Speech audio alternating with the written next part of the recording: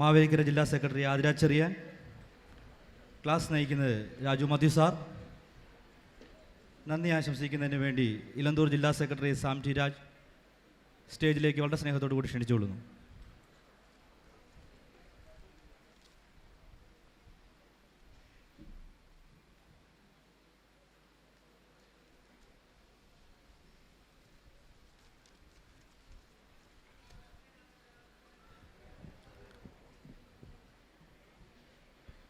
ദൈവനാമത്തിന് മഹത്വമുണ്ടാകട്ടെ.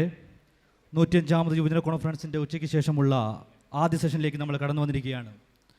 ഈ സെഷനിലേക്ക് സ്വാഗതം ആശംസിക്കുന്നതിനായി മാവേലിക്കര ജില്ലാ സെക്രട്ടറി ആതിര ചെറിയനെ വളരെ സ്നേഹത്തോടു കൂടി ക്ഷണിച്ചുകൊള്ളുന്നു.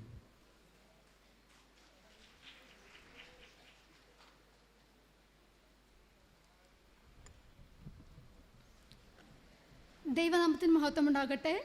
105ാം മധ്യകേരള മഹായിടവക കോൺഫറൻസിൻ്റെ 5ാം സെഷനിലേക്ക് നാം കടന്നിരിക്കുകയാണ്. എന്നിൽ നിഷിദ്ധമായ കർത്തവ്യം ഇവിടെ വന്നു കൂടിയിരിക്കുന്ന ഏവരെയും സ്വാഗതം ചെയ്യുക എന്നുള്ളതാണ്. ആദ്യമായി ഈ സെഷനിലെ അധ്യക്ഷ പദവി അലങ്കരിക്കുന്ന മധ്യകേരള മഹായിടവക യുവജന പ്രസ്ഥാനം ഓർഗനൈസിംഗ് സെക്രട്ടറിയായ മിസ്റ്റർ ശ്രുതീഷ് എം ജോണിനെ സ്വാഗതം ചെയ്യുന്നു. വളരെ തിരക്കുകൾക്കിടയിലും നമ്മുടെ ക്ഷണം സ്വീകരിച്ച് ഈ സെഷൻ നയിക്കുവാൻ കടന്നു വന്നിരിക്കുന്ന മലയാള മനോരമ സ്പെഷ്യൽ കറസ്പോണ്ടൻ്റായി പ്രവർത്തിക്കുന്ന മിസ്റ്റർ രാജു മാത്യു സാറാണ്. സാറിനെ 105ാം യുവജന സമ്മേളനത്തിലേക്ക് സ്വാഗതം ചെയ്യുന്നു. CSI മധ്യകേരള മഹായിടവക യുവജന പ്രസ്ഥാനത്തിൻ്റെ പ്രസിഡൻ്റായി പ്രവർത്തിക്കുന്ന അഭിവന്ദ്യ റൈറ്റ് റവറൻഡ് ഡോക്ടർ മലയിൽ സാബു ഘോഷി ചെറിയൻ തിരുമേനിയെ ഈ സമ്മേളനത്തിലേക്ക് സ്വാഗതം ചെയ്യുന്നു. അടുത്തതായി മധ്യകേരള മഹായിടവക രജിസ്ട്രാറായി പ്രവർത്തിക്കുന്ന മിസ്റ്റർ ഫിലിപ്പ് എം വർഗീസാണ് ഈ വേദിയിലേക്ക് സ്വാഗതം ചെയ്യുന്നു. ഈ സെഷനിൽ നന്ദി പ്രകാശിപ്പിക്കുന്ന ഇലന്തൂർ ജില്ലാ secretary mister Sam T Raju ആണ്. രാജിനെ സ്വാഗതം ചെയ്യുന്നു. കടന്നു വന്നിരിക്കുന്ന എല്ലാ വൈദിക ശ്രേഷ്ഠർ, സഭാ പ്രവർത്തകർ, യുവജനങ്ങൾ ഏവരെയും ഒറ്റ വാക്കിൽ ഈ സമ്മേളനത്തിലേക്ക് സ്വാഗതം ചെയ്യുന്നു. ദൈവം നമ്മെ ഓരോരുത്തരെ അനുഗ്രഹിക്കുമാറാവട്ടെ. ക്ലാസ് തുടങ്ങുന്നതിന് മുമ്പ് നമ്മുടെ തിരുമേനിയെ സ്റ്റേജിലേക്ക് ക്ഷണിക്കുകയാണ് 2 വാക്കുകൾ പറയുന്നതിന് വേണ്ടി.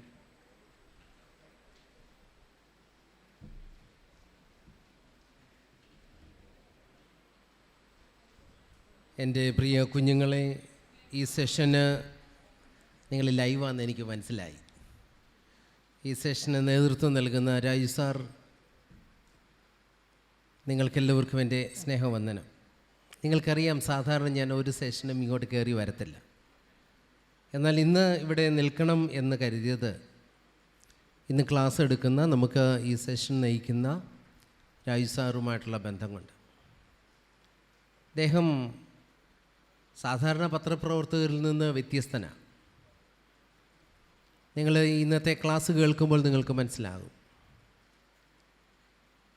എൻ്റെ ഒരു നല്ല സുഹൃത്തു കൂടിയാണ്. കോട്ടയം ബ്യൂറോയുടെ ചീഫായിട്ട് പ്രവർത്തിക്കുന്നു. നമുക്ക് തുറന്ന് സംസാരിക്കാൻ സാധിക്കും. നമ്മളുടെ ലെവലിലേക്ക് താഴ്ന്നു വന്ന് നമ്മളോട് ഇടപെടും. സൗഹൃദം നിലനിർത്തുവാൻ ശ്രമിക്കുന്ന നല്ലൊരു വ്യക്തി. ഇതാണ് എടുത്തു പറയാവുന്നൊരു കാര്യം. കാര്യങ്ങളെ വ്യക്തതയോടെ അപഗ്രഥിക്കുന്നതോടൊപ്പം തന്നെ നല്ല ബന്ധങ്ങൾ നിലനിർത്തുന്നതിന് ശ്രമിക്കുന്നൊരു വ്യക്തി. ഇതിന് ആളുകളെ പ്രസംഗിക്കാൻ വിളിക്കുന്ന കാര്യങ്ങൾ പ്രധാന ലീഡേഴ്സുമായിട്ട് സംസാരിച്ചു, സെക്രട്ടറി അച്ഛനുമായിട്ട് സംസാരിച്ചപ്പോൾ ഈ ഒരു പ്രപ്പോസൽ പറഞ്ഞു. ഞാൻ പറഞ്ഞു പറ്റിയ ആളാണ്, നമുക്ക് വിളിക്കാമെന്ന് പറഞ്ഞു. ഈ മീറ്റിങ്ങിന് ഞാൻ ആകെ ഒരാളെ മാത്രമേ വിളിച്ചുള്ളൂ. ബാക്കിയൊന്നും ഞാനല്ല വിളിച്ചത്. ബാക്കിയെല്ലാം CBHനാണ് വിളിച്ചത്. ശരിയാ, മന്ത്രിയെ വിളിച്ചു. അപ്പോൾ നമുക്ക് അധികം സമയം കളയാനില്ലെന്ന് എനിക്കറിയാം. CBHന് 4 മണിക്ക് കൃത്യം നിർത്തണമെന്ന് പറഞ്ഞു. നമ്മുടെ എല്ലാ പ്രോഗ്രാമും കൃത്യസമയത്ത് തുടങ്ങി അവസാനിപ്പിക്കുന്നുണ്ട്. രായ് സാറ് സമയം പാലിക്കുന്നതിലും നിർബന്ധമുള്ള ആളായിരുന്നു. പക്ഷേ ഇന്ന് സാധിച്ചില്ല. സാറ് കാറിന് വന്നു, വരാനായിട്ട് ഇറങ്ങിയെങ്കിലും ഇടയ്ക്ക് കാറ് പഞ്ചറായി. അത് കഴിഞ്ഞ് ബസ് എടുത്താണ് വന്നത്. അതുകൊണ്ടാണ് ലേറ്റായത്. അല്ലെ കുറേ കൂടെ നേരത്തെ വരുമായിരുന്നു. നിങ്ങളുടെ എല്ലാവരുടെയും പേരിൽ വളരെ ആദരവോടെ എൻ്റെ സ്നേഹിതനായ ശ്രീ രാജു മേത്യുവിനെ ആദരവോടെ അടുത്ത സെഷൻ നയിക്കുവാനായി ക്ഷണിക്കുന്നു.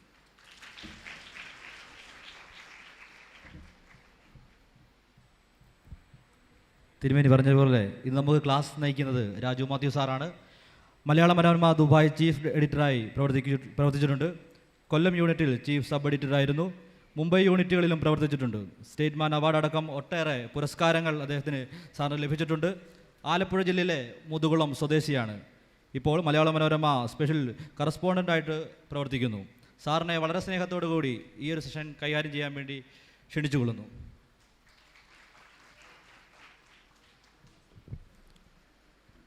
പ്രിയ തിരുമേനി, എനിക്ക് ഏറ്റവും സ്നേഹവും ആദരവുമുള്ള തിരുമേനിയാണ്. തിരുമേനി എന്നെപ്പറ്റി പറഞ്ഞ നല്ല വാക്കുകൾക്കെല്ലാം വളരെ നന്ദി.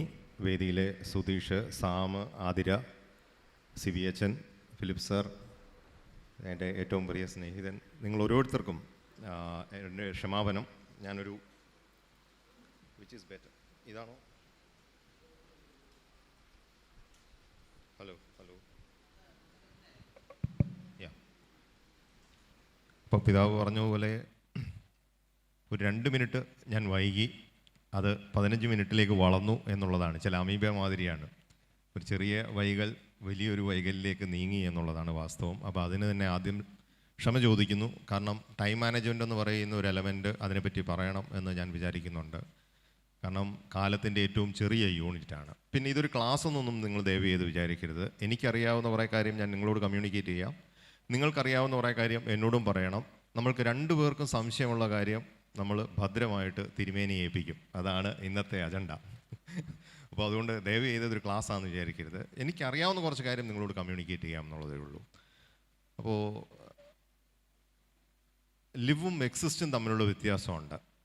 എക്സിസ്റ്റ് എന്ന വേർഡ് എഴുതിയിട്ട് അതിൽ എസ് ഒന്ന് തൂത്ത് കളഞ്ഞു നോക്കിയേ.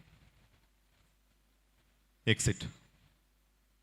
യെസ് എന്ന് പറഞ്ഞാൽ സർവൈവൽ ഓഫ് ദ ഫിറ്റസ്റ്റ് എന്നാണ്. ശേഷിയുള്ളവൻ ശേഷിക്കും എന്നുള്ളതാണ് അതിൻ്റെ പ്യുവർ മലയാളം. ഈ ശേഷി ഉണ്ടാക്കിയെടുക്കാനാണ് യഥാർത്ഥത്തിൽ നമ്മളും നിങ്ങളും എല്ലാം ആഗ്രഹിക്കുന്നത്. അതിനാണ് പരിശ്രമിക്കുന്നത്. ക്രിസ്ത്യാനികളായ നമ്മളെ സംബന്ധിച്ച് ഈ ശേഷി ഓൾറെഡി ഉണ്ട് എന്നുള്ളതാണ് ഏറ്റവും വലിയ കാര്യം. ബൈബിളിൽ യോഹന്നാൻ 10:10 ഏറ്റവും മനോഹരമായ, എനിക്ക് ഏറ്റവും ഇഷ്ടമുള്ള വചനമാണ്. ആർക്കെങ്കിലും പറയാമോ എന്താണ് യോഹന്നാൻ 10:10? ഇയാൾ വന്നിച്ച് ആവശ്യമില്ലാത്ത പണി തുടങ്ങി എന്നുള്ളതാണോ? അല്ല. ഒരു CSI സഭയുടെ യുവജന സഭയോട് ഞാൻ സംസാരിക്കുമ്പോൾ ഇതിനെ ഞാൻ യുവജന സഭ എന്ന് തന്നെയാണ് വിളിക്കുന്നത്. കാരണം നിങ്ങളാണ് നാളെ സഭയെ നയിക്കേണ്ടത്, സഭയെ പോഷിപ്പിക്കേണ്ടത്. സഭയുടെ ശക്തി നിങ്ങളാണ്. അപ്പോൾ ആ ശക്തി നിങ്ങളെ ബോധ്യപ്പെടുത്തുക. To express our self in a better way എന്നാണ് നമ്മുടെ തീം. അപ്പോൾ അതുകൊണ്ട് യോഹന്നാൻ 10:10 ഈ സമയം കൊണ്ട് ആരെങ്കിലുമൊക്കെ നോക്കി കാണും അല്ലേ? എന്താണ്? ഞാൻ വന്നിരിക്കുന്നത് അവർക്ക് ജീവനുണ്ടാകുവാനും അത് സമൃദ്ധിയായി ഉണ്ടാകുവാനും അത്രേ. സമൃദ്ധമായ ജീവൻ്റെ വചനമാണത്. യേശുവിൻ്റെ ഇന്നത്തെ അവസ്ഥ എന്താ? What is the state of Jesus now? What is the state of Jesus now? യേശുവിൻ്റെ ഇന്നത്തെ അവസ്ഥ എന്താ?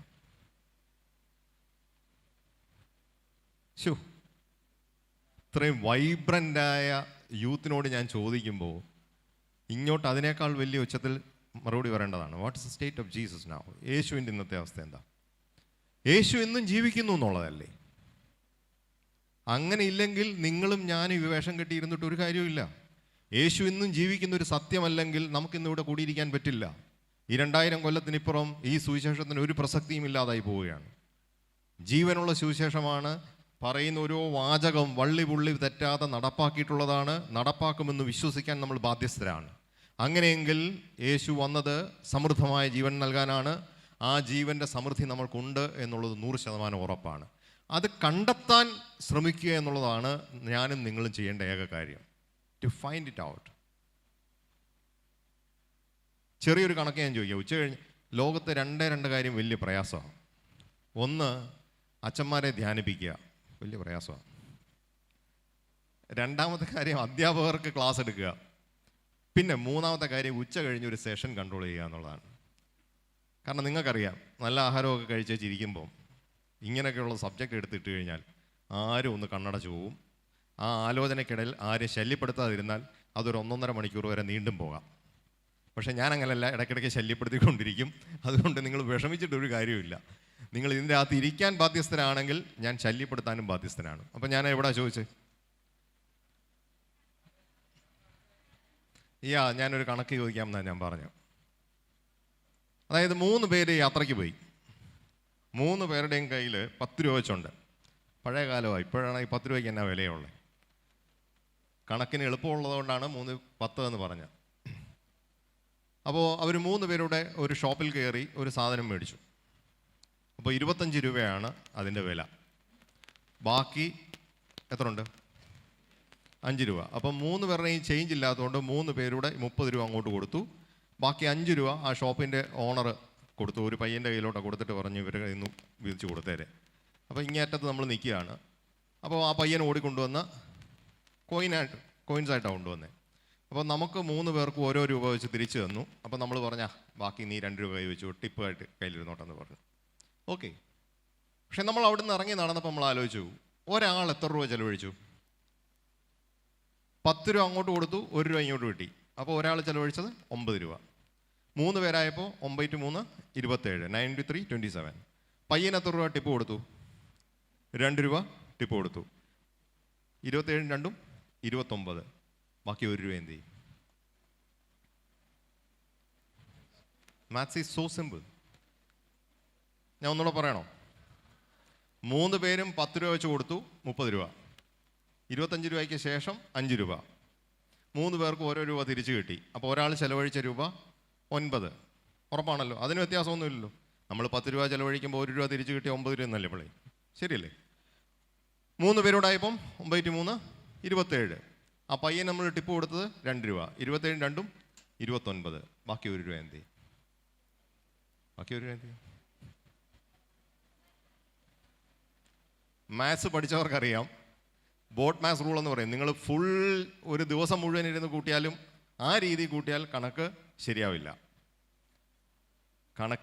കണക്കിന് പോലും ഒരു റൂളുണ്ട്. അതിനാണ് ബോട്ട് മാത്സ് റൂൾ എന്ന് പറയുന്നത്. അപ്പോൾ 600 കോടി ജീൻ പെയർ കൊണ്ട് എഴുതിയ നമുക്കൊരു കണക്കില്ലാതെ പോയാൽ, നമുക്കൊരു റൂൾ ഇല്ലാതെ പോയാൽ തെറ്റാൻ വളരെ എളുപ്പമാണ്. അതിനെപ്പറ്റി മാത്രമേ നമ്മൾ ഇന്ന് സംസാരിക്കൂ. കാരണം ഏതാണ്ട് 1.25 മണിക്കൂർ താഴെയുള്ളൂ എനിക്ക് സംസാരിക്കാൻ. അപ്പം എങ്ങനെയാണ് നമ്മൾ ആ റൂൾ ഉണ്ടാക്കുന്നത്, എന്തൊക്കെയാണ് നമ്മൾ ചെയ്യേണ്ടത് എന്ന് മാത്രം. How many fingers you have got? കൈകളിൽ എത്ര വിരലുണ്ട് ടോട്ടൽ? 10. ഉറപ്പാണല്ലോ. 10 9 8 7 6 6 5 10 എന്നുള്ളത് റിയാലിറ്റിയാണ്. 11 എന്നുള്ളത് നമുക്ക് കാണിക്കാവുന്ന കാര്യമാണ്. Existence is reality, but living is an art. നിലനിൽപ്പ് ഒരു യാഥാർത്ഥ്യം, ജീവിതം ഒരു കലയാണ്. ഏറ്റവും ഭംഗിയായിട്ട് ക്രിസ്ത്യാനികൾ പഠിക്കേണ്ട കലയാണ് ജീവിക്കുക എന്നുള്ളതാണ്. അത് ഏറ്റവും ഭംഗിയായി നടത്തി തന്നിട്ട്, സമൃദ്ധമായ ജീവൻ തന്നിട്ട് ഒരാൾ പോയിരിക്കുകയാണ്. അത് സ്വീകരിക്കാനും അത് പരിപോഷിപ്പിക്കാനും എനിക്കും നിങ്ങൾക്ക് ഉത്തരവാദിത്വം ഉണ്ട് എന്നുള്ളതാണ്. That's my first point. വേൾഡിലെ ഏറ്റവും ടോപ്പ് ലീഡേഴ്സ്, ഇല്ലെങ്കിൽ നമ്മളിപ്പോൾ ഒരു MNCക്ക്, മൾട്ടിനാഷണൽ കമ്പനിയിൽ, അവർ പറയുന്നത് 7 സ്കിൽസ് നിങ്ങൾക്കുണ്ടെങ്കിൽ നിങ്ങൾക്ക് the whole world you can conquer. 7 സ്കില്ലുകൾ കേട്ടിട്ടുണ്ടോ? അതിനെപ്പറ്റി ആരെങ്കിലും ഇതുവരെ സംസാരിച്ചോ? 7 സ്കില്ല് ഏതൊക്കെയാണെന്ന്? ഇല്ല. നിങ്ങളെ കൊണ്ട് കൈയടിപ്പിച്ചായിരുന്നല്ലോ അല്ലേ? ഈ ക്യാമ്പിൽ ആരെങ്കിലും നിങ്ങളെ കൊണ്ട് കൈയടിപ്പിച്ചായിരുന്നോ? സാധാരണ നേരെ ക്ലാപ്പാണോ ചെയ്യിച്ചേ, അതോ റിവേഴ്സ് ക്ലാപ്പൊക്കെ ചെയ്യിച്ചോ? ശരി, നമുക്ക് ചുമ്മാ ഒന്നുകൊണ്ട് അല്ലാതെ ഒന്ന് ക്ലാപ്പ് ചെയ്ത് നോക്കാം. ഉച്ച കഴിഞ്ഞ് ഉറക്കം വരാതിരിക്കാൻ വേണ്ടിയോ. നേരെ ഇരുന്നേ, സിറ്റ് സ്ട്രൈറ്റ്. പ്രത്യേകിച്ച് നിങ്ങൾ എന്തെങ്കിലും കാര്യം ചെയ്യാൻ പോണതിന് മുമ്പ് ആദ്യം ചെയ്യേണ്ട കാര്യം, tell your mind that I am going to do this. നിങ്ങൾ ആദ്യം നിങ്ങളുടെ മനസ്സിനോടാണ് പറയേണ്ടത്. ആദ്യത്തെ കമാൻഡ് കൊടുക്കേണ്ടത് മനസ്സിനോടാണ്. ഞാൻ ഇത് ചെയ്യാൻ പോവാണ്. അങ്ങനെയാണെങ്കിൽ, അത് സ്ട്രോങ് മെസ്സേജ് ആണെങ്കിൽ scientifically proved that your body will be in tune with that എന്നാണ്. അത് സയൻറ്റിഫിക്കലി പ്രൂവ്ഡ് ആണ്. നിങ്ങൾ കൊടുക്കുന്ന മെസ്സേജ് സ്ട്രോങ് ആണെങ്കിൽ നിങ്ങളുടെ ശരീരം അതിനനുസരിച്ച് ട്യൂൺഡ് ആകും, അതിനനുസരിച്ച് റിയാക്ട് ചെയ്യും എന്നുള്ളതാണ്.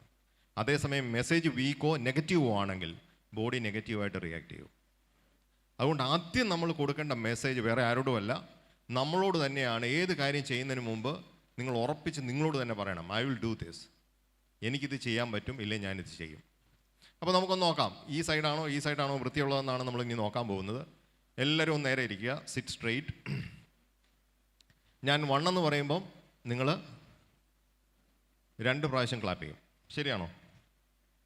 ഞാൻ 1 എന്ന് പറയുമ്പം 2 പ്രാവശ്യം, 2 എന്ന് പറയുമ്പം 3 പ്രാവശ്യം, 3 എന്ന് പറയുമ്പം 1 പ്രാവശ്യം.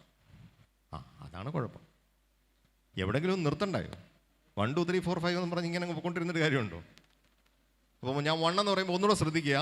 1 എന്ന് പറയുമ്പം 2 പ്രാവശ്യം, 2 എന്ന് പറയുമ്പം 3 എന്ന് പറയുമ്പം ഡാം ഷുവർ, ഒരു കുഴപ്പമില്ലല്ലോ. അപ്പം എല്ലാവർക്കും കൂടെ ഒന്ന് നോക്കാം. റെഡി 1. അയ്യേ, ഈ 10-200 പേര് ഇരുന്നിട്ട് ഇങ്ങനെ അടിച്ചിട്ട് എന്തൊരു കഷ്ടം. അതുപോരാ, ഒന്നുകൂടെ 1 2 3. അതാണ് ഇടയ്ക്ക് എവിടെയോ ഒരു പ്രശ്നം വന്നു. ഈ സൈഡിലാണോ പ്രശ്നം, ഈ സൈഡിലാണോ നോക്കാം. ഈ സൈഡ് ഒന്ന് നോക്കാം, ഒന്നുകൂടെ. റെഡിയാണോ? ഒന്ന് ഉഷാറാപ്പാ. Okay, ready 1. കഷ്ടം. ഒന്നുകൂടെ, റെഡി 1 2 3. ഒരാൾക്ക് അവിടെ ഒത്തം പറ്റിയിട്ടുണ്ട്. ഇവിടെ വനിതകളാണ് ഭൂരിപക്ഷം. ഒരു കാര്യത്തിലും പുറകോട്ട് പോകാൻ പാടില്ല. സ്ത്രീ ശാക്തീകരണം തിരുമേനി പ്രത്യേകം പറയുന്ന ഒരു സബ്ജക്റ്റാണ്. നമുക്ക് ഉഷാറാക്കാം. റെഡി 1. ഒന്നുകൂടെ, റെഡി 1 2 3. നല്ല സ്വിച്ചിട്ട പോലെ നിന്നല്ലോ. ജീവിതത്തിൽ രക്ഷപ്പെടാൻ ഇത്രയും ചെയ്താൽ മതി. എന്തുവാ? കൈയടിക്കുക എന്നുള്ളതാണ്. ജീവിതത്തിൽ രക്ഷപ്പെടാൻ ഇത്രയും ചെയ്താൽ മതി എന്നാണ് ലോകത്തെല്ലാവരും പറയുന്നത്. വലിയ വലിയ മഹാരാജന്മാരോട് നിങ്ങളൊരു 10 മിനിറ്റ് സംസാരിക്കുക, അവർ പറഞ്ഞു വരുന്ന പോയിന്റ് ലാസ്റ്റ് ഇതായിരിക്കും. ആദ്യം നിങ്ങളെന്തോ ഈ കൈയടിച്ചപ്പോൾ സംഭവിച്ചത് മാത്രം നമ്മൾ ജീവിതത്തിൽ ചെയ്താൽ മതി, നമ്മൾ രക്ഷപ്പെടും. കൈയടിച്ചപ്പോൾ എന്തൊക്കെയാണ് സംഭവിച്ചത്? ഇല്ല, കൈയടിക്കുന്നതിന് മുമ്പ് എന്തൊക്കെയാണ് സംഭവിച്ചത്? സിമ്പിൾ റൂൾസാണ്. നമ്മളാണ് ജീവിതം ഏറ്റവും വലിയ കോംപ്ലിക്കേഷൻ ആക്കുന്നത്. Life is so simple and straight. കാരണം കാണാൻ പറ്റാത്ത ശ്വാസം കൊണ്ട് കാണാൻ പറ്റുന്ന ഒരു വലിയ ശരീരം ഓടിക്കൊണ്ടിരിക്കുന്ന കാലമാണ്, അല്ലേ? ദിവസം കുടിക്കുന്ന 3.5 ലിറ്റർ വെള്ളത്തെക്കുറിച്ച് നമ്മൾ ആകുലപ്പെടും. ദിവസം ശ്വസിക്കുന്ന 6000 ലിറ്റർ ഓക്സിജനെ പറ്റി നമ്മൾ ആരും ആകുലപ്പെടുത്തില്ല. ആവശ്യമില്ലാത്തതിനെക്കുറിച്ച് നമ്മൾ കൂടുതൽ വറീഡാകുന്നത്. വാട്ടർ ഇല്ലെങ്കിൽ 2-3 ദിവസം കൂടെ പിടിച്ച് നിൽക്കാം, ഓക്സിജൻ ഇല്ലെങ്കിലോ? പക്ഷേ നമ്മൾ ഇന്നവരെ അതിന് പ്രയോറിറ്റി കൊടുത്തിട്ടുണ്ടോ? You have to think. എല്ലാവരും ചിന്തിക്കുന്ന പോലെ ചിന്തിക്കരുത്, പക്ഷേ മാറി ചിന്തിക്കണം. എന്നാലേ നമുക്ക് എന്തെങ്കിലുമൊക്കെ ക്രിയേറ്റ് ചെയ്യാൻ പറ്റുള്ളൂ. ഓക്കെ, അപ്പോൾ ഞാൻ എവിടെയാ പറഞ്ഞേ? ഈ കയ്യടി കൊണ്ട് മാത്രം നമുക്ക് രക്ഷപ്പെടാൻ പറ്റും. കൈ അടിക്കുന്നതിന് മുമ്പ് എന്തുവാ ഞാൻ പറഞ്ഞത്? ഒന്ന് ശ്രദ്ധിക്കാനാണ് ഞാൻ പറഞ്ഞത്, ശരിയല്ലേ? ശ്രദ്ധിക്കാനല്ലേ പറഞ്ഞു? അപ്പോൾ ആദ്യത്തെ ജീവിതത്തിൽ വേണ്ട ഏറ്റവും വലിയ ക്വാളിറ്റി, രക്ഷപ്പെടണം എന്നുണ്ടെങ്കിൽ ഏറ്റവും വലിയ ക്വാളിറ്റി എന്താണ്? ജസ്റ്റ് കോൺസെൻട്രേറ്റ് എന്നുള്ളതാണ്. ചെയ്യുന്ന എന്തിനോടും, പറയാൻ പോകുന്ന എന്തിനോടും, ചെയ്യാൻ പോകുന്ന എന്തിനോടും ഒരു ശ്രദ്ധ, ജാഗ്രത കൊടുക്കുക എന്നുള്ളതാണ്. ഉത്തിഷ്ഠത ജാഗ്രത പ്രാപ്യവര നിബോധിത എന്നാണ് ഇന്ത്യൻ ഫിലോസഫിയുടെ ബേസിലൊരു സാധനം. വിവേകാനന്ദൻ ഇടയ്ക്കിടയ്ക്ക് പറയുന്നൊരു സാധനമാണ്. അപ്പോൾ ഈ ജാഗ്രതയാണ് ബൈബിളിലും അത് തന്നെ പറയുന്നുണ്ട്, സദാ ജാഗരൂകരായിരിക്കുകയും. ആ ജാഗ്രത എന്ന് പറഞ്ഞാൽ ക്രിസ്ത്യാനികൾക്ക് ഒരു മസ്റ്റ് സാധനമാണ്. 10,000 ടൺ മണ്ണരിക്കുമ്പോഴാണ് 1 ഔൺസ് സ്വർണം ഉണ്ടാകുന്നത്. അരിക്കാൻ നിൽക്കുന്നവൻ സ്വർണത്തിൽ നോക്കുമോ മണ്ണിൽ നോക്കുമോ? അരിഞ്ഞു വരുന്ന സ്വർണത്തിലേ നോക്കാവുള്ളൂ. അത്രയും കോൺസെൻട്രേഷൻ ഉണ്ടാകണം എന്നുള്ളതാണ്. അത്രയും ജാഗ്രത ലൈഫിലുണ്ടാകണം. It's not a simple thing. നമ്മൾ പറയുമ്പോൾ എളുപ്പമെന്ന് വിചാരിക്കും, പക്ഷേ ചെയ്തു തുടങ്ങുമ്പോഴാണ് മനസ്സിലാകുന്നത് ഏറ്റവും ബുദ്ധിമുട്ടാണ്. നിങ്ങൾ കണ്ണടച്ചൊരു പോയിന്റിലേക്ക് ശ്രദ്ധിക്കാൻ പറഞ്ഞാൽ നിങ്ങളൊന്ന് ആലോചിച്ചോണം, വലിയ പ്രയാസമാണ്. ലോകത്തെ മുഴുവൻ കാര്യങ്ങളിൽ ഓടി ഓടി ഓടി ഓടി ലാസ്റ്റ് വന്നായിരിക്കും നമ്മൾ ആ ബ്ലാങ്ക് സ്പേസിലെത്തുന്നത്. ആ ടെക്നിക്കിനെ വിപാസന എന്ന് പറയും. ഒറ്റ പോയിന്റിൽ ഇരിക്കാൻ പറ്റുന്നതിന് ഉപാസന എന്ന് പറയും. ഇത് രണ്ടും രണ്ടാണ്. ഉപാസന ഇത് പഠിക്കാനാണ് രാഹുൽ ഗാന്ധി ബർമയിൽ പോയത്, വർഷങ്ങളെടുത്തത്. ഏതാ? വിപാസന എന്ന് പറയുന്ന ടെക്നിക്ക്. അത് വേറെ ലൈനാണ്, അതിലേക്ക് നമുക്ക് വരാം. അപ്പോൾ ആദ്യത്തെ കോൺസെൻട്രേറ്റ് ചെയ്യുന്നതാണ്. സെക്കൻഡ് ഒബേ എന്നുള്ളതാണ്. അല്ലേ? പറഞ്ഞിട്ട് നിങ്ങൾ അനുസരിച്ചില്ലായിരുന്നെങ്കിൽ കൈയടിക്കാൻ പറ്റുമായിരുന്നോ? ഇല്ല. ആരെയൊക്കെ അനുസരിക്കണം? ആരെയൊക്കെ അനുസരിക്കേണ്ടത്? ബേസിക് തിങ്സ് ഞാൻ ചോദിക്കുന്നത്, വലിയ ആനകുതിര കാര്യമൊന്നുമല്ല ഞാൻ ചോദിക്കുന്നത്. ആരെയൊക്കെ അനുസരിക്കണമെന്നാണ് പറഞ്ഞേക്കുന്നത്? സൺഡേ സ്കൂൾ പഠിപ്പിക്കുമ്പോൾ ബേസിക്കായിട്ട് പറഞ്ഞു തരുന്ന കാര്യമല്ലേ? ആരെയൊക്കെ അനുസരിക്കേണ്ടത്? ആ മാതാപിതാക്കളെ, ഗുരുക്കന്മാരെ, ഓക്കെ, എൽഡേഴ്സിനെ, ഓക്കെ. ഞാൻ എക്സ്ട്രാ ഒന്നുകൂടെ പറയും, അവനവൻ്റെ മനസ്സാക്ഷിയെ. ബാക്കി എല്ലാത്തിനെയും നിങ്ങൾക്ക് ബ്ലഫ് ചെയ്യാം. ഈ പറഞ്ഞ എല്ലാ എലമെൻറ്റിനോടും, അച്ഛനോടും അമ്മയോടും നമ്മൾ എത്രയോ കള്ളം പറഞ്ഞിട്ടുണ്ട്, ഇഷ്ടം പോലെ, എത്രയോ പ്രാവശ്യം. കുമ്പസാരിക്കാൻ പോകുമ്പോൾ പോലും നമ്മൾ കള്ളം പറയാറുണ്ട്, അല്ലേ? പൂർണ്ണമായൊരു കുമ്പസാരം ആരാ നടത്തിയിട്ടുള്ളത്? മരിക്കാൻ പോകുമ്പോൾ മരണമൊഴിയായിട്ട് വല്ലതും പറഞ്ഞാലേ ഉള്ളൂ. അല്ലാതെ എത്ര പേര് ഉള്ളു തുറന്ന് കുമ്പസാരിക്കാറുണ്ട്? നിങ്ങളൊന്ന് ആലോചിച്ച് നോക്ക്. നിങ്ങളുടെ മനസ്സാക്ഷിയോടാണ് നിങ്ങൾ ഒരിക്കലും കള്ളം പറയാൻ പാടില്ല. Don't bluff it. കാരണം it's a gift of God. നമ്മുടെ സൃഷ്ടിയിലെ നമ്മളെ കറക്റ്റാക്കി കൊണ്ടുപോകാൻ നമ്മുടെ ഉള്ളിൽ ഫിറ്റ് ചെയ്ത് വന്നിരിക്കുന്ന ഒരു ചെറിയ എലമെൻ്റാണ് ഈ മനസ്സാക്ഷി എന്ന് പറയുന്നത്. അതിനെ ബ്ലഫ് ചെയ്ത ഒരാൾ തുടങ്ങിയാൽ നോബഡി ക്യാൻ സേവ് യു. ലോകത്തൊരു ശക്തിക്കും നിങ്ങളെ തിരിച്ചു കൊണ്ടുവരാൻ വലിയ പ്രയാസമാണ്. അതുകൊണ്ട് അതിനെ ബ്ലഫ് ചെയ്യാൻ നോക്കരുത്. അപ്പോൾ ഒബീഡിയൻസ് എന്ന് പറയുന്നതിൻ്റെ ബേസിക് ഒരു സാധനം അവനവൻ്റെ കോൺഷ്യസ്നസ്, ഇന്നർ കോൺഷ്യസ്നസ്. അപ്പോൾ ഇനി നമുക്ക് 7 സ്കിൽസിലേക്ക് വരാം. 7 സ്കിൽസിൽ വേണേൽ കുറിച്ച് വെച്ചു. ഇച്ചിരി കഴിയുമ്പം ലാസ്റ്റ് പുകമറ ക്ലാസ് കഴിയുമ്പോൾ വിചാരിക്കും, ക്ലാസ് എന്ന് ഞാൻ പറയുന്നില്ല, കമ്മ്യൂണിക്കേഷൻ കഴിയുമ്പോൾ വിചാരിക്കും പുകമറയായിപ്പോയെന്ന് വിചാരിക്കരുത്. 7 സ്കിൽസിൽ ആദ്യത്തെ സ്കില്ല് നോൺ വെർബൽ സ്കിൽസ് എന്ന് പറയും. കമ്മ്യൂണിക്കേഷനിലെ നോൺ വെർബൽ സ്കിൽ എന്ന് പറയും. നിങ്ങൾ ലൈഫിലെ വലിയ സക്സസ്ഫുള്ളായ പേഴ്സൺസിൻ്റെ എല്ലാ ലൈഫും എടുത്ത് അവർ അനലൈസ് ചെയ്തിട്ടാണ് ഈ 7 സ്കിൽസ് മാറ്റി എഴുതി വെച്ചേക്കുന്നത്.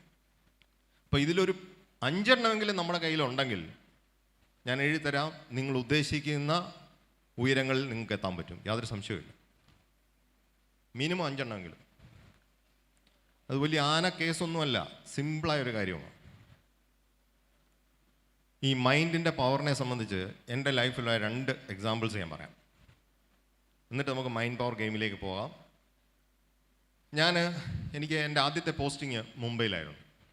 ഇതിലൊരു സ്റ്റോറി ഞാൻ മനോരമ എഴുതിയിട്ടുള്ളതാണ്, ഒരെണ്ണം എഴുതിയിട്ടില്ല. അത് ഞാൻ എഴുതാനിരിക്കുന്നതേ ഉള്ളൂ. എൻ്റെ സ്വന്തം കഥ എഴുതുന്ന സമയത്ത് എഴുതാം എന്ന് ഞാൻ വെച്ചിരിക്കുകയാണ്. അപ്പോൾ അതിൽ ഒരു സ്റ്റോറി മനോരമയുടെ ഫ്രണ്ട് പേജ് വന്ന സ്റ്റോറിയാണ്. മുംബൈ എഡിഷനിൽ, ഏതൊക്കെ എഡിഷനിൽ വന്നു എന്ന് എനിക്കറിയത്തില്ല, മുംബൈയിൽ ഫസ്റ്റ് പേജിലുണ്ടായിരുന്നു. അപ്പോൾ ഞാൻ മുംബൈയിൽ ആദ്യത്തെ ദിവസം ചെല്ലുന്നു. അപ്പോൾ ആഹാരം കഴിക്കാൻ ചെല്ലുന്നു. അപ്പോൾ അന്ന് ചെന്നിറങ്ങിയ ഉടനെ നോൺ വെജ് കഴിക്കണ്ടല്ലോ, വെജ് കഴിക്കാമല്ലോ എന്ന് വിചാരിച്ച് ചെല്ലുന്നു. വെജിറ്റേറിയൻ ഹോട്ടലിൽ വീട്ടിയുടെ സ്റ്റേഷൻ്റെ അടുത്ത് തന്നെയാണ്.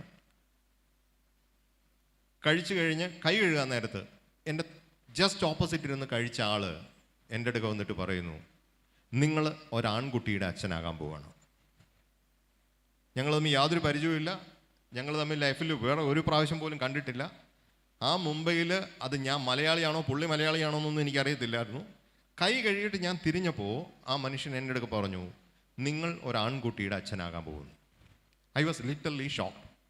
ശരിയാണ്, അന്ന് ഞാൻ ഇച്ചിരൂടെ ചെറുപ്പമാണ്. എന്ന് പറഞ്ഞാൽ 2002 10-28 വയസ്സുള്ള സമയമാണ്. ഇപ്പം ഐ ആം 50, 50ലേക്ക് കടക്കുന്ന സമയമാണ്, 49. അപ്പം അന്ന് ഒരാൾ മുഖത്ത് നോക്കിയിട്ട്, ശരിയാണ് എൻ്റെ ഭാര്യ ഗർഭിണിയാണ്, ഉത്തരവാദി ഞാൻ തന്നെ, ഞാൻ സോറി തിരുവേനി വിഷമിച്ചിരിക്കുന്ന സമയമായിരുന്നു.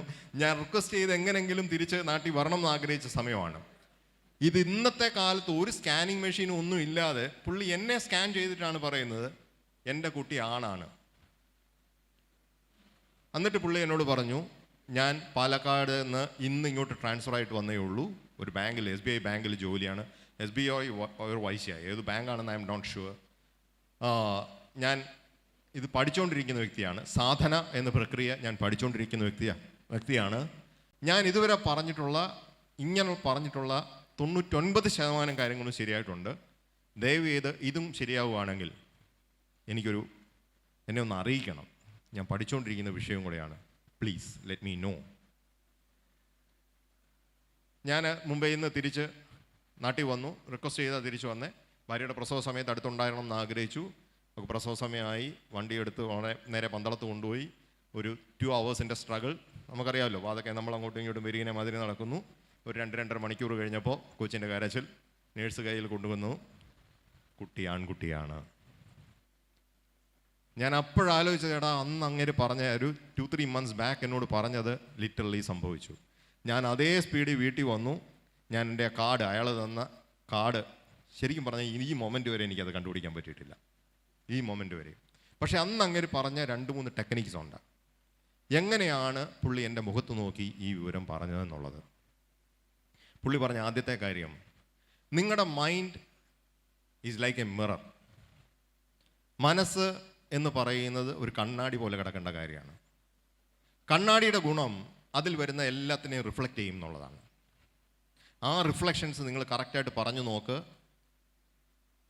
നല്ല രീതിയിൽ മൈൻഡിനെ ട്രെയിൻ ചെയ്യാൻ പറ്റിയാൽ 99% കറക്റ്റായിരിക്കും എന്ന് പറഞ്ഞു. പുള്ളി അത് പ്രാക്ടീസ് ചെയ്തുകൊണ്ടിരിക്കുന്ന കാര്യമാണ്. അപ്പോൾ മൈൻഡിൻ്റെ പവർ എന്ന് പറഞ്ഞാൽ നിസ്സാരമല്ല. സ്വർഗസ്ഥനായ പിതാവേ എന്ന പ്രാർത്ഥന ഏറ്റവും പെർഫെക്റ്റ് പ്രേയേഴ്സ് ആയതിൻ്റെ കാര്യം ഈ സൈക്കോളജിയാണ്. അത് ലോകത്തെ ഏറ്റവും വലിയ ക്ലെൻസിങ് ആയ പ്രാർത്ഥനയാണ്.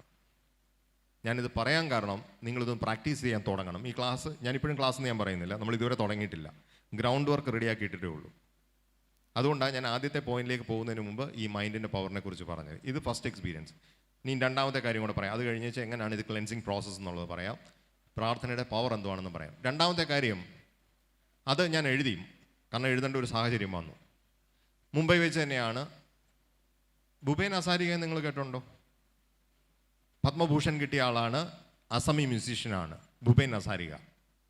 അപ്പോൾ ഗുരു നായർ എന്ന് പറയുന്ന ഒരു മലയാളി, ഒരു പാലക്കാടൻ, പുള്ളി ഒരു പോയം എഴുതി, ഒരു കവിത എഴുതി, ഒരു പാട്ട്.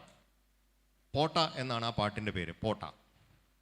ആ പോട്ട പാട്ട് ഈ ഇദ്ദേഹം കേട്ടിട്ട് അത് പൊട്ടയാണെന്ന് പറഞ്ഞു.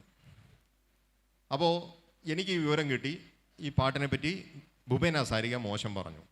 ഞങ്ങൾ പത്രക്കാർക്കൊരു സൂക്കേടുണ്ട്, ഒന്ന് ഉരയ്ക്കുക.